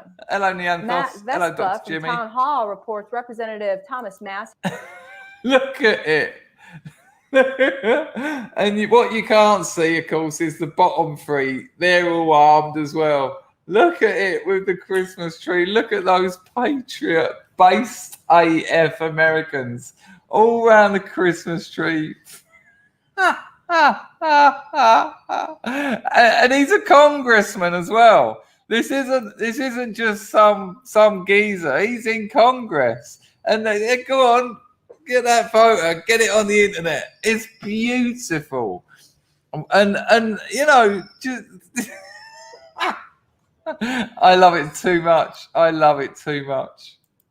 A Republican from Kentucky has set liberal Americans aflame with a simple Christmas photo. Look at it. Every single one of them. Yeah, come round here and rob us. We'll give you some Rittenhouse treatment. Family. They all posed with firearms. Does this warrant a special counsel investigation? Does this mean the FBI should raid the home? Nope. It just makes the left upset because it's something they find abhorrent. It's funny. The party that loves to stay out of people's business and who make that point when it comes to killing babies are surely concerned about what happens in the privacy of Congressman Massie's home. Look at the bird in the bottom middle. What's she got there? Is that an Uzi or something? Look. It's so good. Oh, hello. I was just you get the idea. We don't need to watch any more of that. If you just go to the Next News Network, you can find that video. Liberals freak out over Congressman's family photo. It's an absolute cracker. Oh, that tickled me. And I tell you what, people, we've had so many wins. New Jersey, Virginia, Rittenhouse, even little things like this. So many things. And there's more. And this is just going to build and build and build. And it's just going to be a fountain of winning at the midterms. Look, it's not, there aren't reasons to be cheerful. America is reserve currency. If America ain't top of the tree, China will be. If China ain't going to be, the neo-Soviets will be. It might be both of them. So we need America at the top of the tree. What happens in America affects the whole world, especially Europe. The whole fucking Nord 2 thing is going to have Putin's going to have Europe by the bollocks. So we need this. We absolutely need this, and it's great, and it should be celebrated. And fire those meme cannons, clip that picture, send it out. Happy Christmas, leftists. Happy Christmas, commies. Whatever you want. Jimmy, play my protest video. It's gold, I promise. No, no, Jimmy. I've got a video arc. I've got a stream arc to deal with. I'll have a look at it, and I might play it on the next stream. But I can't just drop it in now. Come on, the show's about to start, Jimmy. Nice one for the donation, though. But we're currently enjoying a congressman's family weaponized. Well, Zen, this is exactly what I'm hearing from people in China. They're saying they're building houses like they're going out of fashion and no one's living in them. And that's why they're doing it. And, you know, if you don't know, people, China was sending jet bombers and fighters around Taiwan. They're talking about reunification. China has thought that Taiwan is part of China anyway for donkey's years. The Taiwanese don't, and the Taiwanese economy, lovely, absolutely lovely. China, we'll go and have a look yourselves. Don't want to get myself in more trouble than I probably already am. But it's all very interesting. And would that be happening if Trump was in power? Do you think the neo-Soviets would be amassing over 100,000 troops on the Ukrainian border? Do you think China would be playing those games unless they had Miley on the blower? They've probably got him on their fucking WhatsApp by this stage. It's absolutely shocking. Okay, you dodgy C. I'll have a look at it, Jimmy. Jimmy, email me the link. I won't not play it. I just need to see it first because sometimes things can get a bit clunky when I play suggested videos. But email it to me. You got my email. We've talked before. Hang on a minute. Right, 1 second, people. 0 day, I'm on that. Don't worry, mate. That hasn't been missed. I think Flammadiddler might have dropped a nice one, Flammadiddler. P.S. Santa, please bring ammo. I wouldn't be surprised if some people in that family bought each other ammo for Christmas. I mean, you need it. It's pricey. Why not? Here, I got you a few hollow points. Nice one, Flammadiddler. Machano Capruscitato. Right, sorry, people. The show's about to start. Got a couple of pictures to show you as well after this little entreprelude. Okay, see what I've done then. Just a simple contraction of 2 other words. Anyone can do it. Nice to have 180 people here. Lovely. The show does start eventually. 0 day dropped in a 5 spot. He says, hello, Chris. I'm not a fervent fan. Oh, nice. Oh, hang on. I'm not a fervent fan, but have you watched Scott Adams' bit on 1, the movie, 2, Screams? But, oh, hang on. What? Have you watched Scott Adams' bit on 1, movie, but 2 Screams equals 2 different movies? I haven't, 0 day, but if you could email me the link, chris@chrisdangerfield.com, I'll have a look. Because Scott Adams, I'm not a fervent fan, but occasionally he strikes gold without a doubt. Email me the link if you would, and then I'll have a look. Nice one, 0 day. Thanks for the donation as well.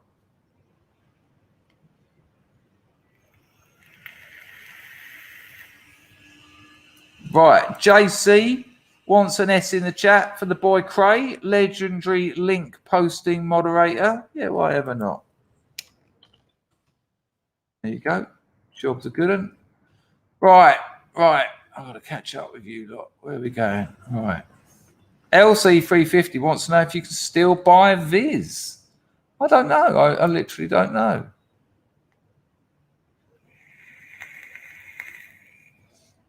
John, hello, Patrick. Nice to see you, mate. Manny Moose, talking about the medieval mini ice age that proves global warming is rubbish, except the mini ice age has been fully understood for ages. It would appear you have looked into this, Mr. Manny Moo. Hello, Mark. Good to see you. Right, a couple of pictures for you. These are quite sweet, actually. 1 second. I think I chored this off of the chored I haven't used since I was about 14. I don't know where that come from. I don't know where I chored this from. I think it might have been the Scrubs lifeboat. It might not have been. But it's a lovely picture. It's an absolute delight of 70s England. Look at that. I mean, come on. 1 in the chat if you wore any of that clobber. Look at the schmutter on that. Look at the collars on the fella, like tilted right up. Like they're proper wings they are. Look at the barnets. I had blonde hair as a kid. Look like the girl in the middle. Look, she's even got the greys on her knee. Lovely, isn't it? If someone wants to claim that, because I can't remember where I nicked it from, but it's just so wonderful. You know, they were great times. And I definitely looked like that kid on the left there. I definitely had. Look at the attitude on him. It's amazing, isn't it? Yeah, mad, but I want it, John. I don't know where it come from. Hello, Mike. Hello, Lambretta Daz. Good to see the pair of you. Hello, Bushy. Scars on the firm. It's too good, isn't it? Too good. Yes, well spotted, Lee. Actual corduroys. Hello, Fat Girth. No, that's great stuff. Right, I've got another one for you. I don't want to ruin the surprise, though. Hang on. Yeah, I know Dave Rubin's not everyone's cup of tea, but it's quite a nice list of wins. And if we look at this, I've got to get a bit of tiger balm on my foot. Luckily, I've got it to hand. It would appear I'm being bitten by the mosquitoes. Hang on a minute. Look at that lot. Look at that lot. Exactly. Things are turning without a shadow of doubt.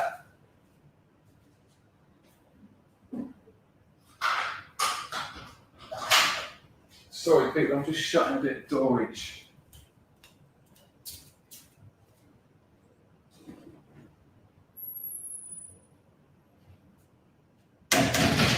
It would appear the old mosquitoes have come out to play a little bit early today.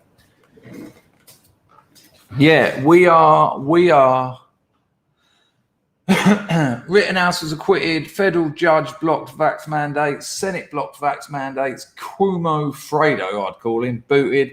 Smollett exposed. Things are turning. Keep pushing. Let's go, Brandon. Yes, and when he says keep pushing, fire those meme cannons, people. They work. They affect people. Make them and put them out there. Share my stream. Share Salty Cracker. Share Mark Dice. Share information that people can watch that isn't, you've got to treat these people with kid gloves. You try and force people into truth. It's quite a lot asking someone to shed their belief system because it's an emotional thing for them. It's not based on it's not an intellectual thing. It's not something that has been formed through research and understanding. It's an emotional thing on the left. So trying to just say and shout at them and all that, no. But you can slowly coax them and just send them the odd stream. And someone like Salty Cracker and Mark Dice especially is hilarious. Now, are they our people? Are these people in, the answer? No, but they are the start of it. And if you can get someone on that red pill journey, they might just stay on it. Well, speaking of memery, now I haven't verified what is said in this meme, but you obviously can if you want to. But I quite like it nonetheless because I can't imagine why someone would have necessarily made it if they hadn't looked into it. And it wouldn't be a surprise that a politician suddenly got absolutely minted. A lot of the reasons these leftists like getting the job of prime minister or chancellor of the exchequer or whatever isn't so they can wreck your country for 4 years. It's so that when they leave, they can get jobs in massive corporations because they can, they're part of the whole networking game. They are a nexus of global corporate leaders and governments. Anyway, it says Jacinda Ardern's net worth of November the 4th last year was $800,000. Her net worth now is stated to be $25 million. This is a 3,125% increase. Her salary is only $500,000. Where in the fuck is all this money coming from? Mind blown. Anglosaurus has red pilled about 10 people. Well, as I said the other day, a couple of my best friends who I lost, they called me a Nazi and a racist. They're coming round. We're back in contact. We're chatting. I leave the politics to them, and it's working. I talk about memories, what I'm up to, and they'll say, "Have you seen that so and so?" And I sort of, little wry smile. I'm like, "Yeah, I've heard something about that. Did you also know? Actually, I've got a video you might be interested in." Yeah. Come on. Reality. It's a bit cold out here, but reality is better. Hello, Packer. How you doing, son? She certainly has. We've seen them swinging. Ooh. Right. The Patrick says all these liberals will be outed for the scum they are one day. Yeah, it usually happens, doesn't it? It usually happens, and because it's an internet age, it's so transparent. I think it'll be more than it ever has been, the outing. Hello, Mike. Nice to see you.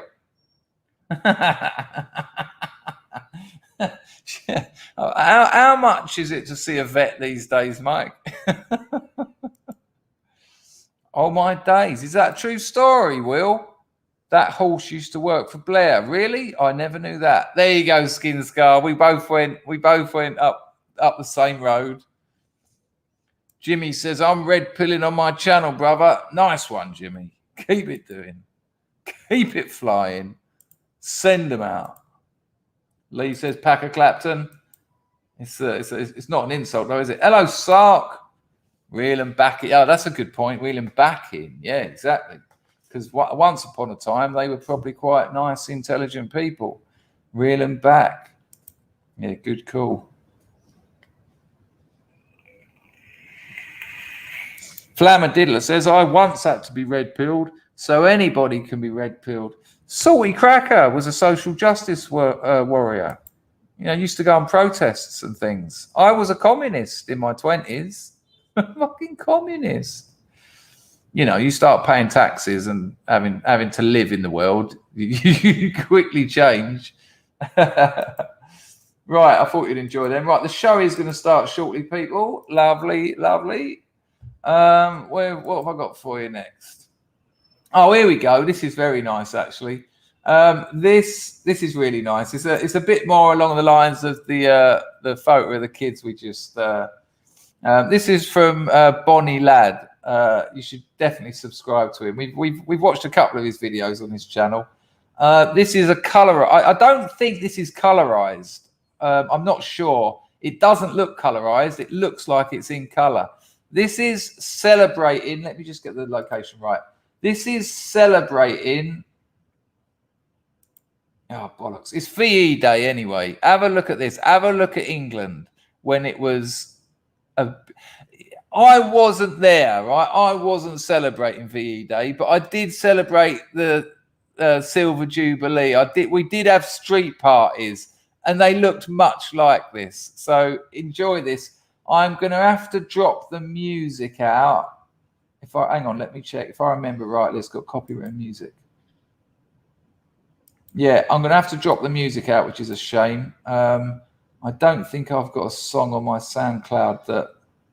Oh yes, I have. Yeah, I'll do the old double bubble. I'll use one of my old songs, which is a sad song, which fits the music, which fits the images, and we'll play those images. So hopefully this will work. We've done it before and it worked a treat.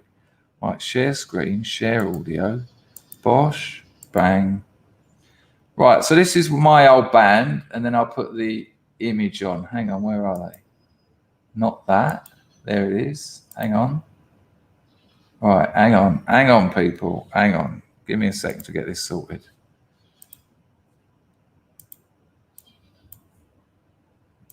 This does work because we've done it before. Right, I'll pop that down there. Pop that up there. Pop that there. Hi. The show is going to start. Right, share audio. Bosh. Press play there. Then do that. Then do that. Then do that. Then drop the volume there. Let me know if you've got audio and visual. So this is VE Day celebration street party. Lovely. Amazing, huh? Look at it. I die every time I hear a butterfly. Thank you, people. Wow. I cry all the time, but all the time we're crying out.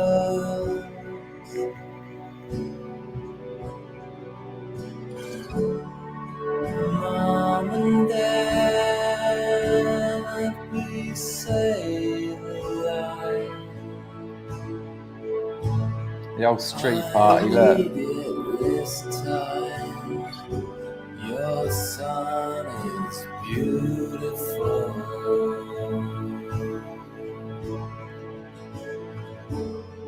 before you're dead, let it be said. Oh, in this life, I won't be beautiful. I put it all on the line for you, but I'm nothing left. I took a hammer to my hopes, 'cause hopes are happy threads.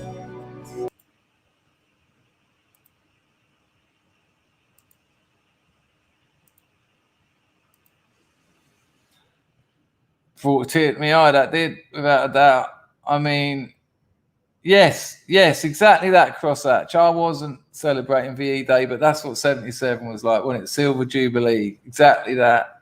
Big table down the middle of the street, everyone out, young, old. It was just something else. And yeah, you'll probably not see that again. And for younger people in their 20s, they'll never have known those things where you know everyone in your street. You know them, you know their kids, you know their parents, you know their grandparents, you know. Everyone was there for everyone else. Yeah, same as that, Matt. I was, you know, it just brings it back, doesn't it? It just really brings it all back. Growing up in the 70s and 80s was bliss. England was an amazing place to live. We were very lucky. We weren't lucky, actually. People worked to make it work. People wanted communities. People needed them. And then Blair come along.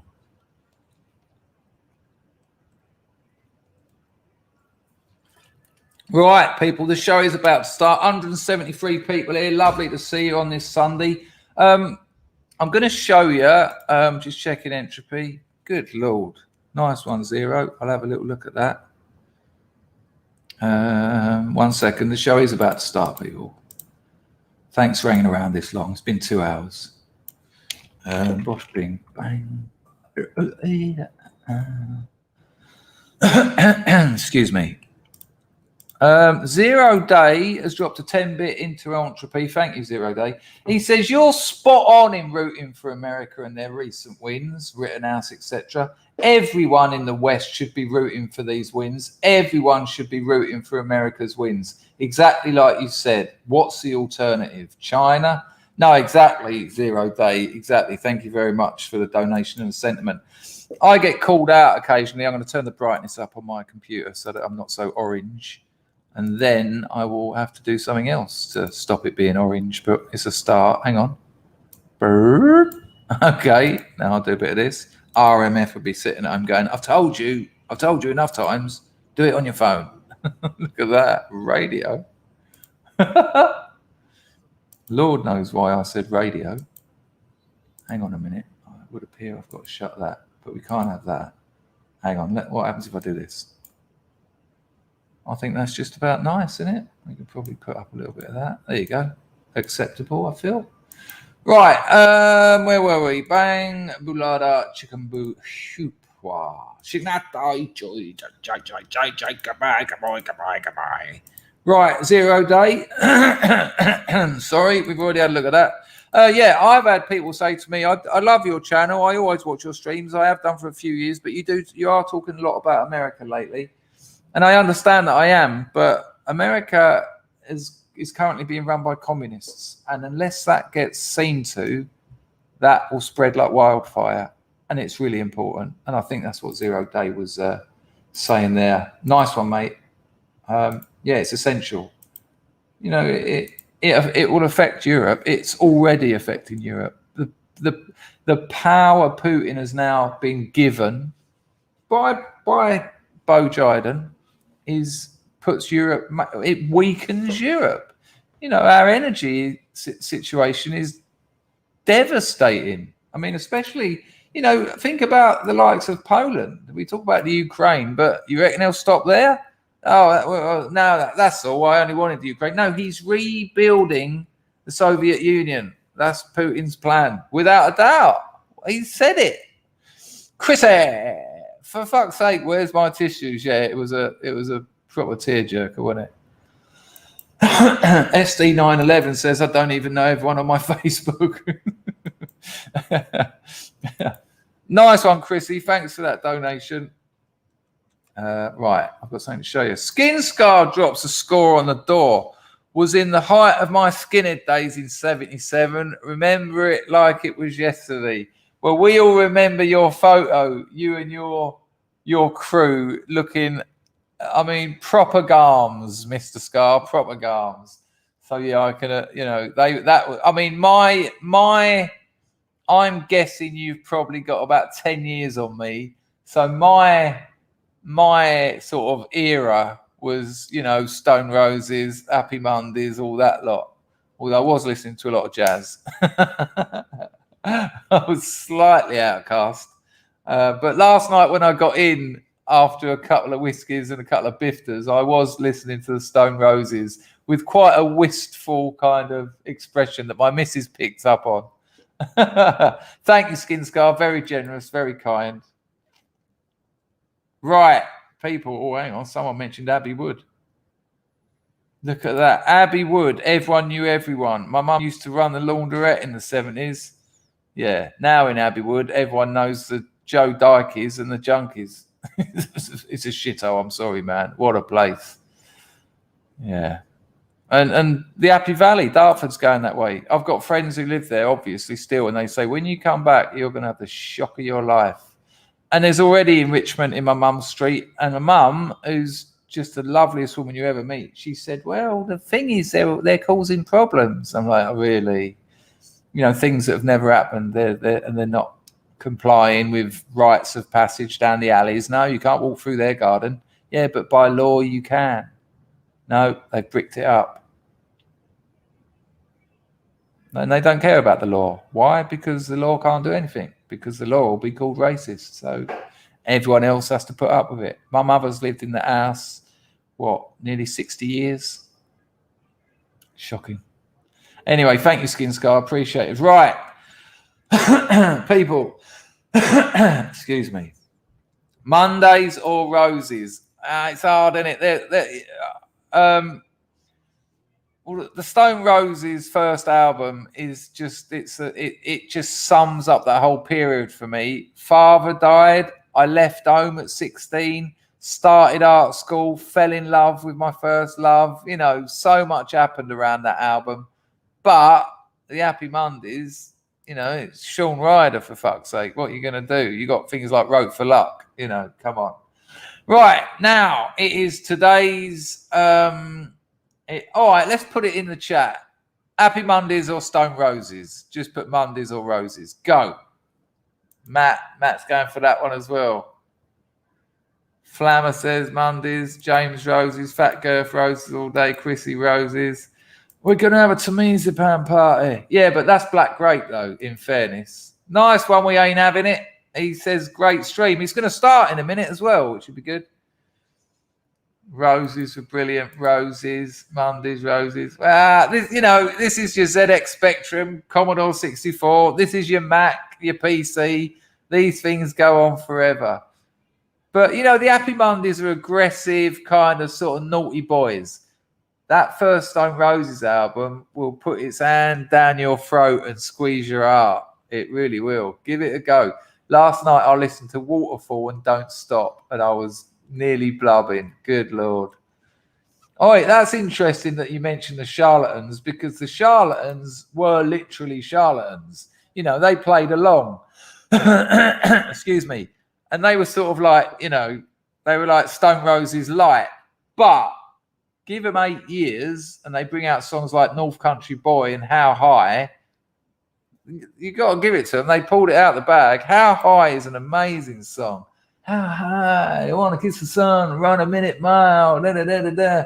But that Burgess fella's an NPC, so he can poke it. But good music. Patrick Chapman says Primal Scream. I met Johnny Gillespie a few times. We both used to get our morphine scripts from the Dr. Kindness up in Belgravia. I said to Gillespie, I said, does the name Hugh Kindness mean anything to you?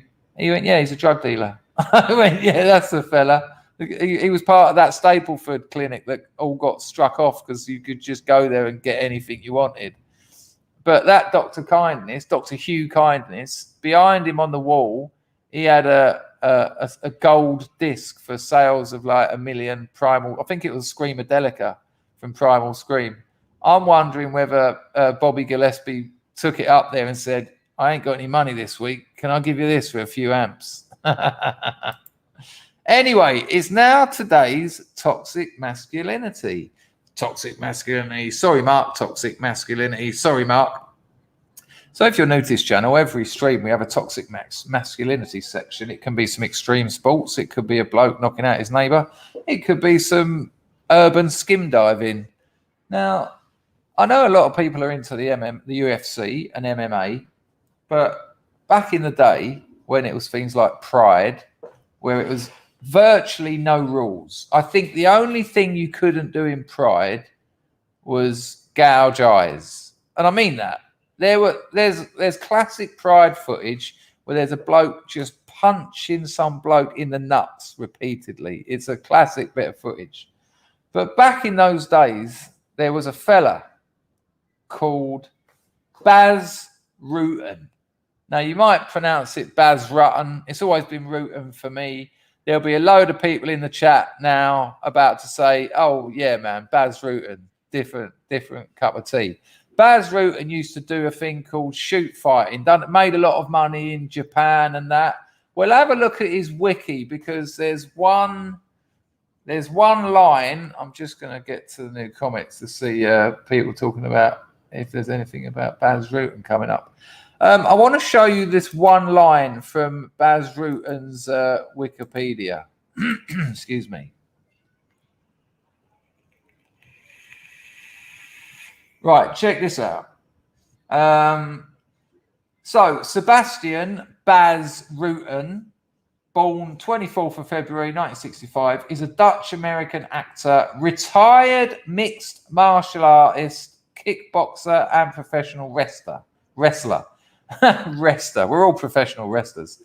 He was a UFC heavyweight champion, a 3-time King of Pancrase world champion, and finished his career on a 22-fight unbeaten streak, 21 wins and 1 draw. Fight Metric wrote this when Rooten got inducted into the UFC Hall of Fame. Fight Metric, the official statistics provider for the UFC, ran the numbers on Rooten's career. They back up the Dutchman's inclusion into the UFC Hall of Fame and then some. Right, check this out. In the 4 hours, 27 minutes and 8 seconds he spent as a pro fighter, yeah?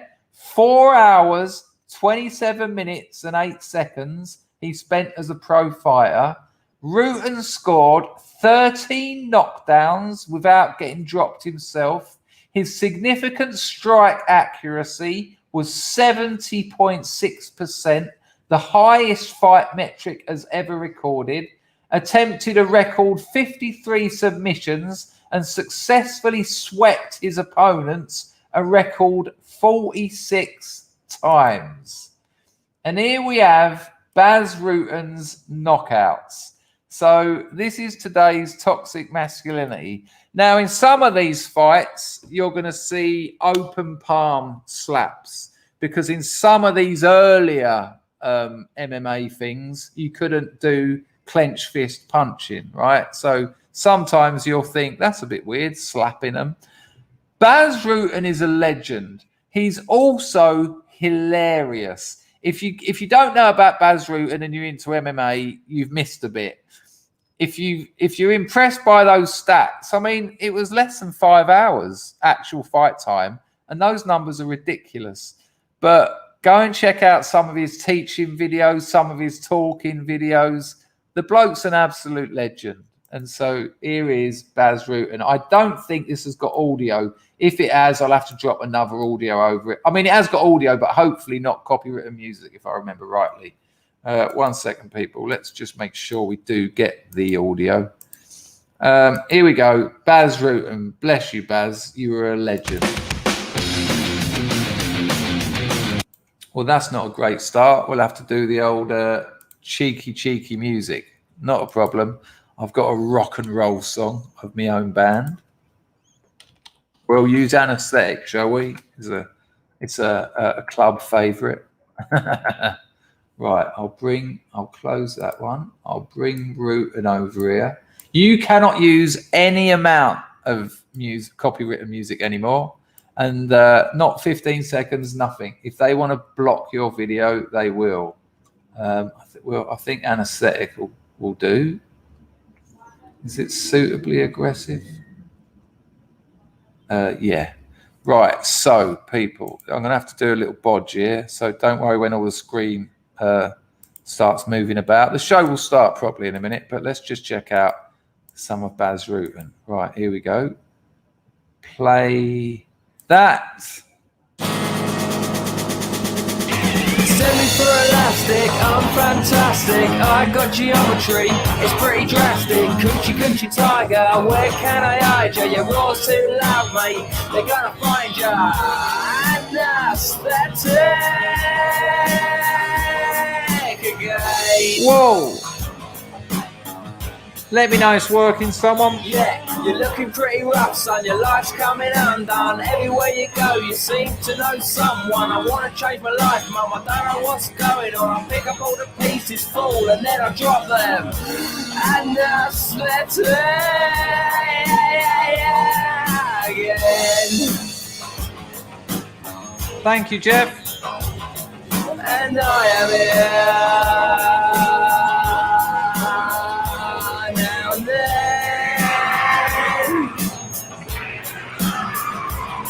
'Cause Sabson. Oh my God. Knee to the rib. Yeah, and aesthetic. Yeah. Again. Boom. See you later. This is the next line. I wrote it when I felt fine. Now it's pointless. That's the effect of time. How did I get it there? Whisper it in my ear. I don't know myself. At least I ain't got my health. And that's it again. Once he's got him in that guillotine, it's curtains. And I am here. Ooh. Now Fucking hell. Oh. Cause Sabson says everything. Shit. And that's yeah. Again. Oh, fuck me.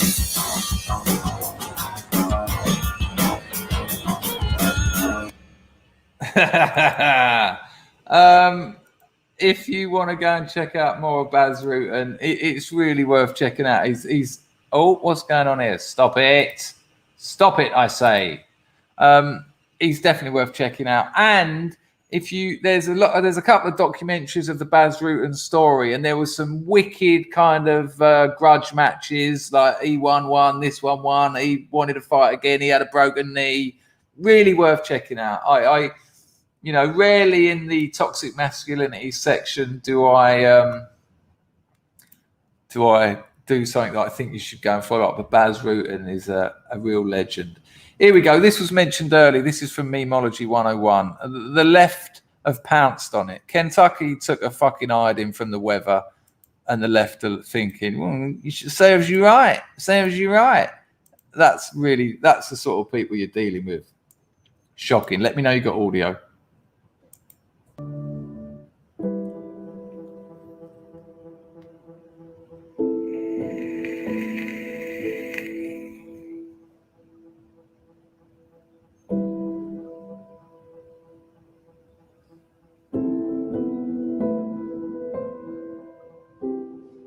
Thank you.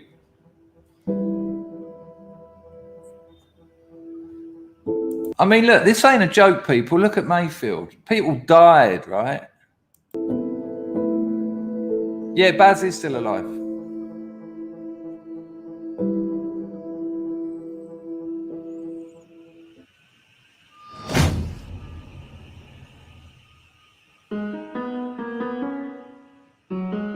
I mean, are you joking? Are you joking?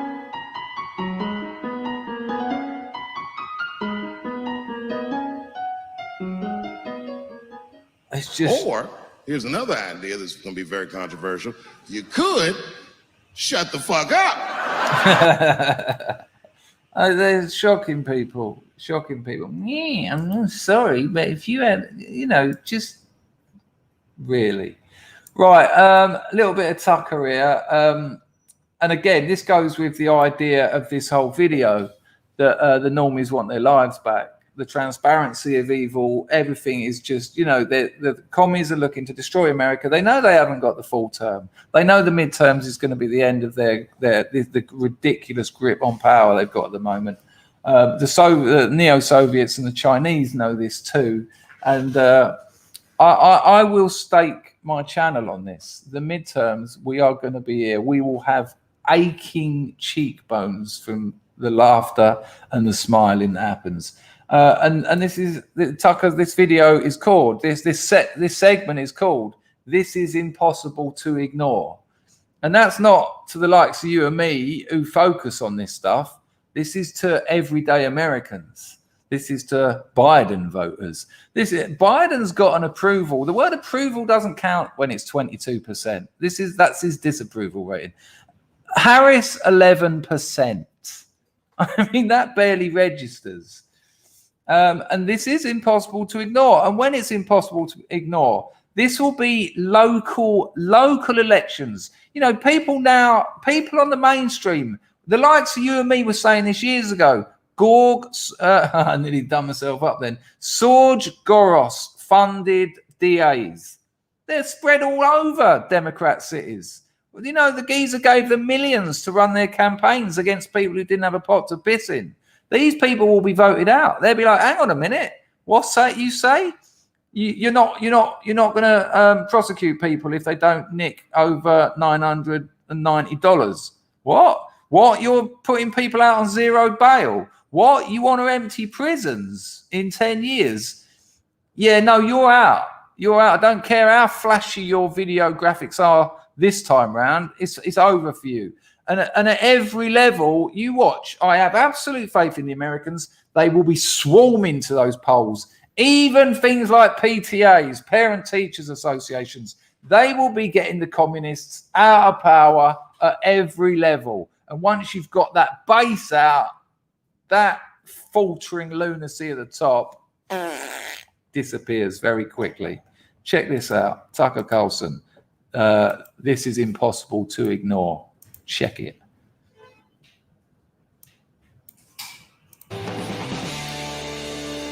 Good evening and welcome to Tucker Carlson Tonight. There's a lot about modern economic theory that's important but difficult to understand. In fact, many of the people formulating these theories don't really understand them, and that's why they can never explain anything clearly. But there is one core economic fact that Jeremy Cush says, all if they don't use voter fraud. Jeremy, we have covered this, but no one is going to get busy in general elections or local elections unless that's taken care of. And it is being taken care of. We've already had one overturned from a couple of years ago. They're looking at getting polling police involved. These places are going to be cameraed up. These places are going to be watched like never before. No one's going to waste time running for anything unless they know that they got a fair chance. Trust me on that. And Virginia, New Jersey, they all went lovely. So I think that's not really part of the game anymore. I'll take this back a bit. I didn't mean to interrupt that at that point because it's important. explain anything clearly.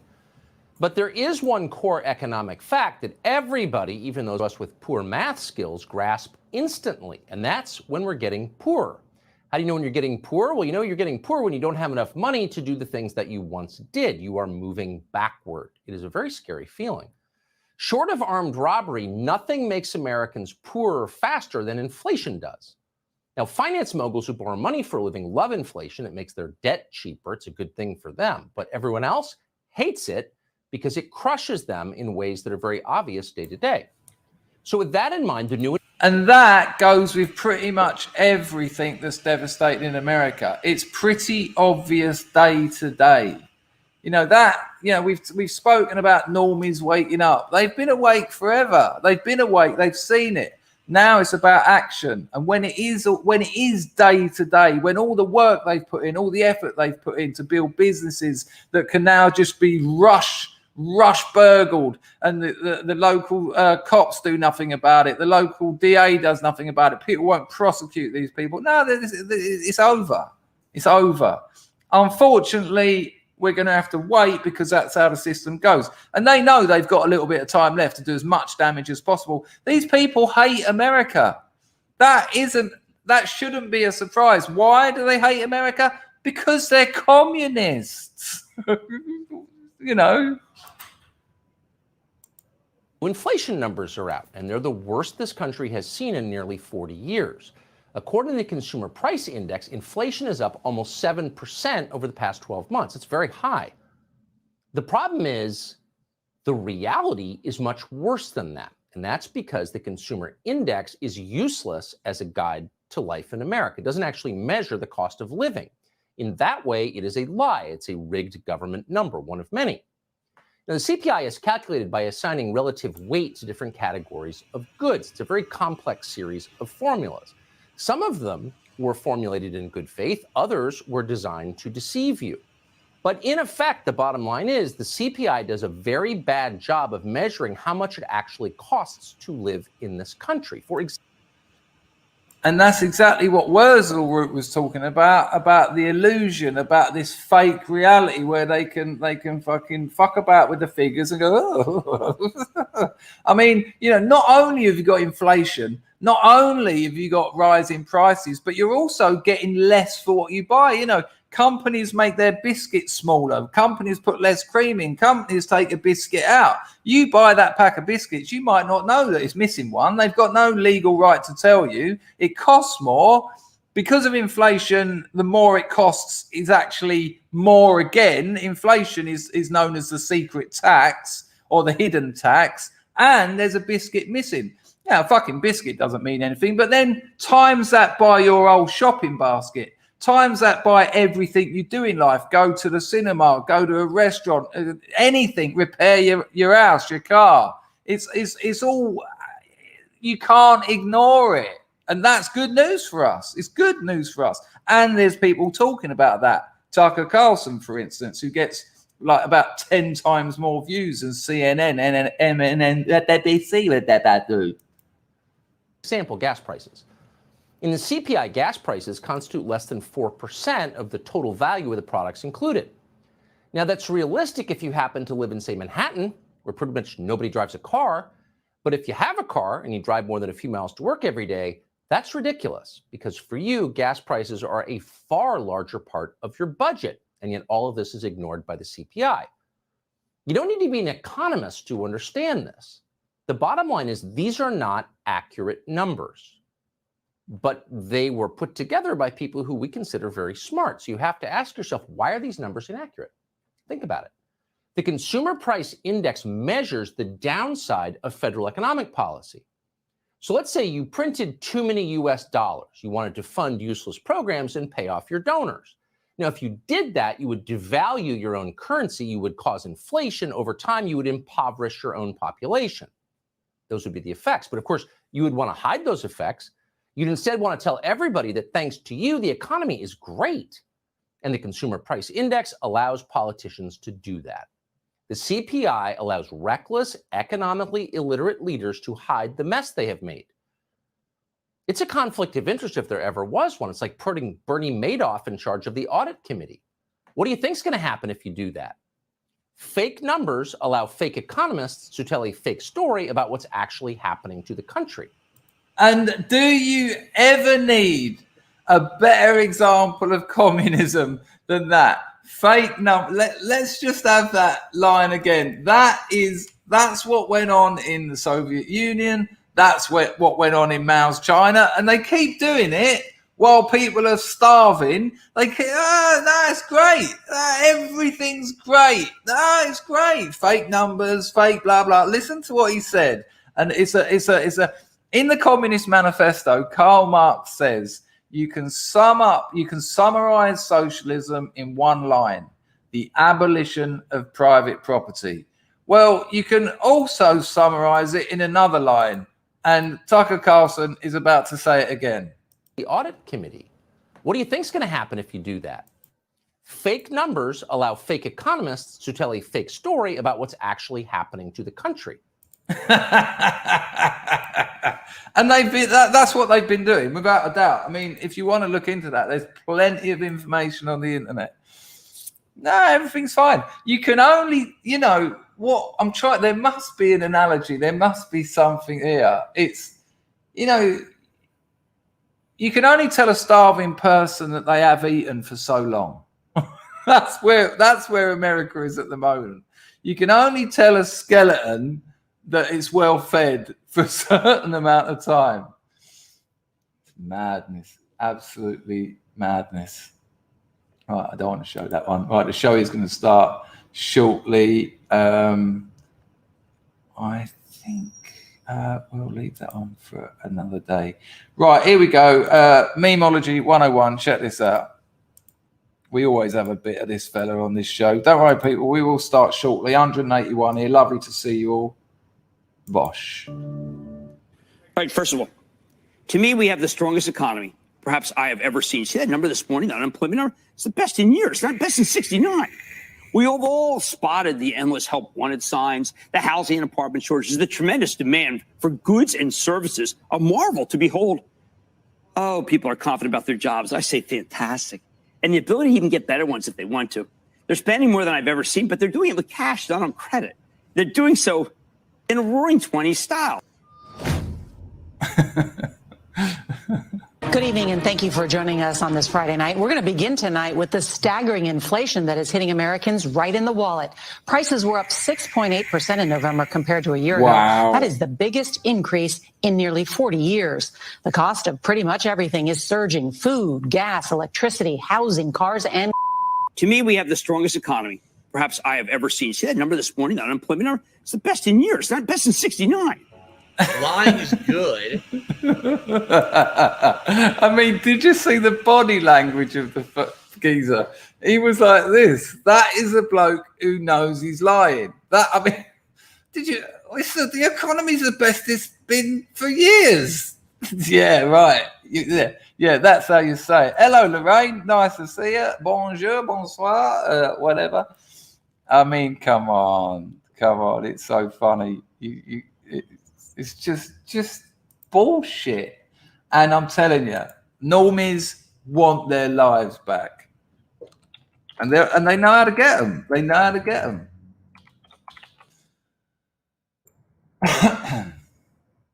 Right, where are we? 1 second, people. Give us a second.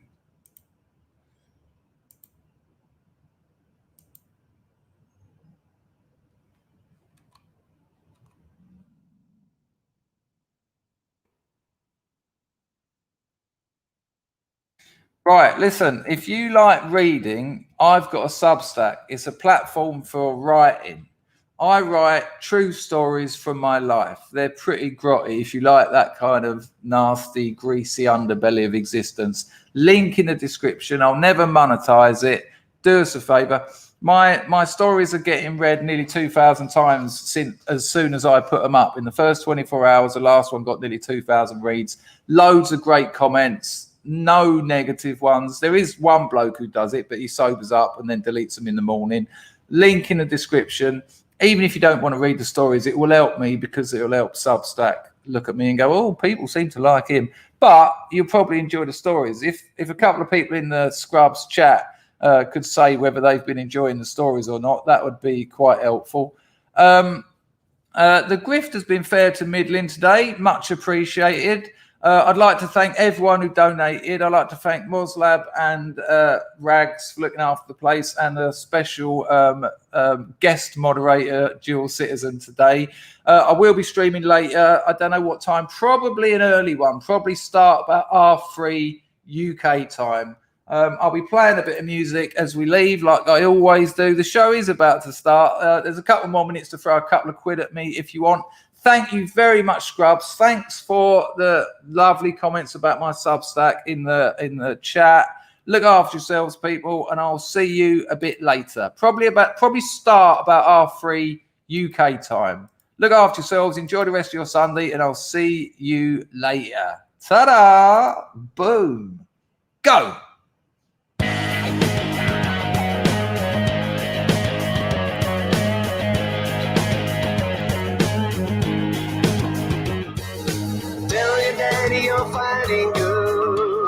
Oh, I got rid of its skin scar. I felt it was I was bad. That's very kind of you. Tell your mama you're coming home. Over all of that deafening drone. But you'll realize you've been sold when you feel the enemy's cold hard steel.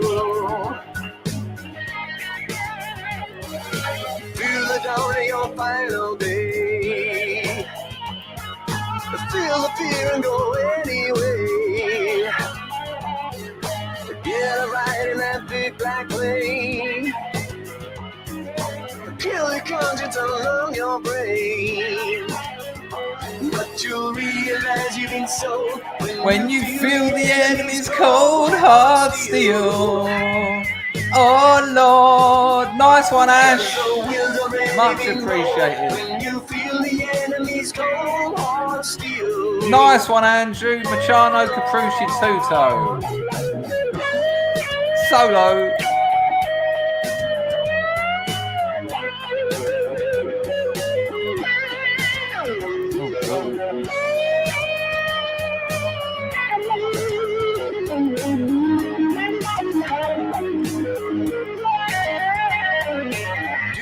It's going to start in a minute, Ludwig. Oh, I might have to catch up on the UFC. Tell yourself it ain't really you. There you go, you got it. Nice one, Lumi. You'll be murdering someone's son. And you'll realize you've been sold when you feel the enemy's cold hard steel. There's my Substack, people. It's Paul Mumford. Go to YouTube, type in Paul Mumford. Avatar's bloke with a hat. He's got about 10 albums there. I'll tell you what, mate, it was cracking. The wheels are ready being rolled when you feel the enemy's cold hard steel. Solo. Oh, I used to live up there, didn't I, mate? Love walking around Vicky Park. Literally just up the road, Old Ford Road.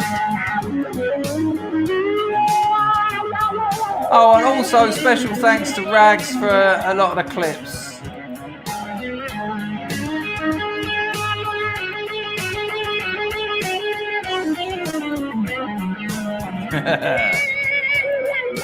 There you go. That's where you can find Mumford. JC's put it in the chat.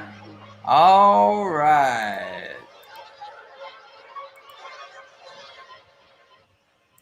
Oh, a little bit of panning. Nice one, people. I'll see you about R3 UK time. I might not, but it's worth looking at. If you want to be notified and not miss it, my Telegram, I've adjusted my Telegram after Pax Max helped me out, so you can get straight to it by clicking in the description of this video.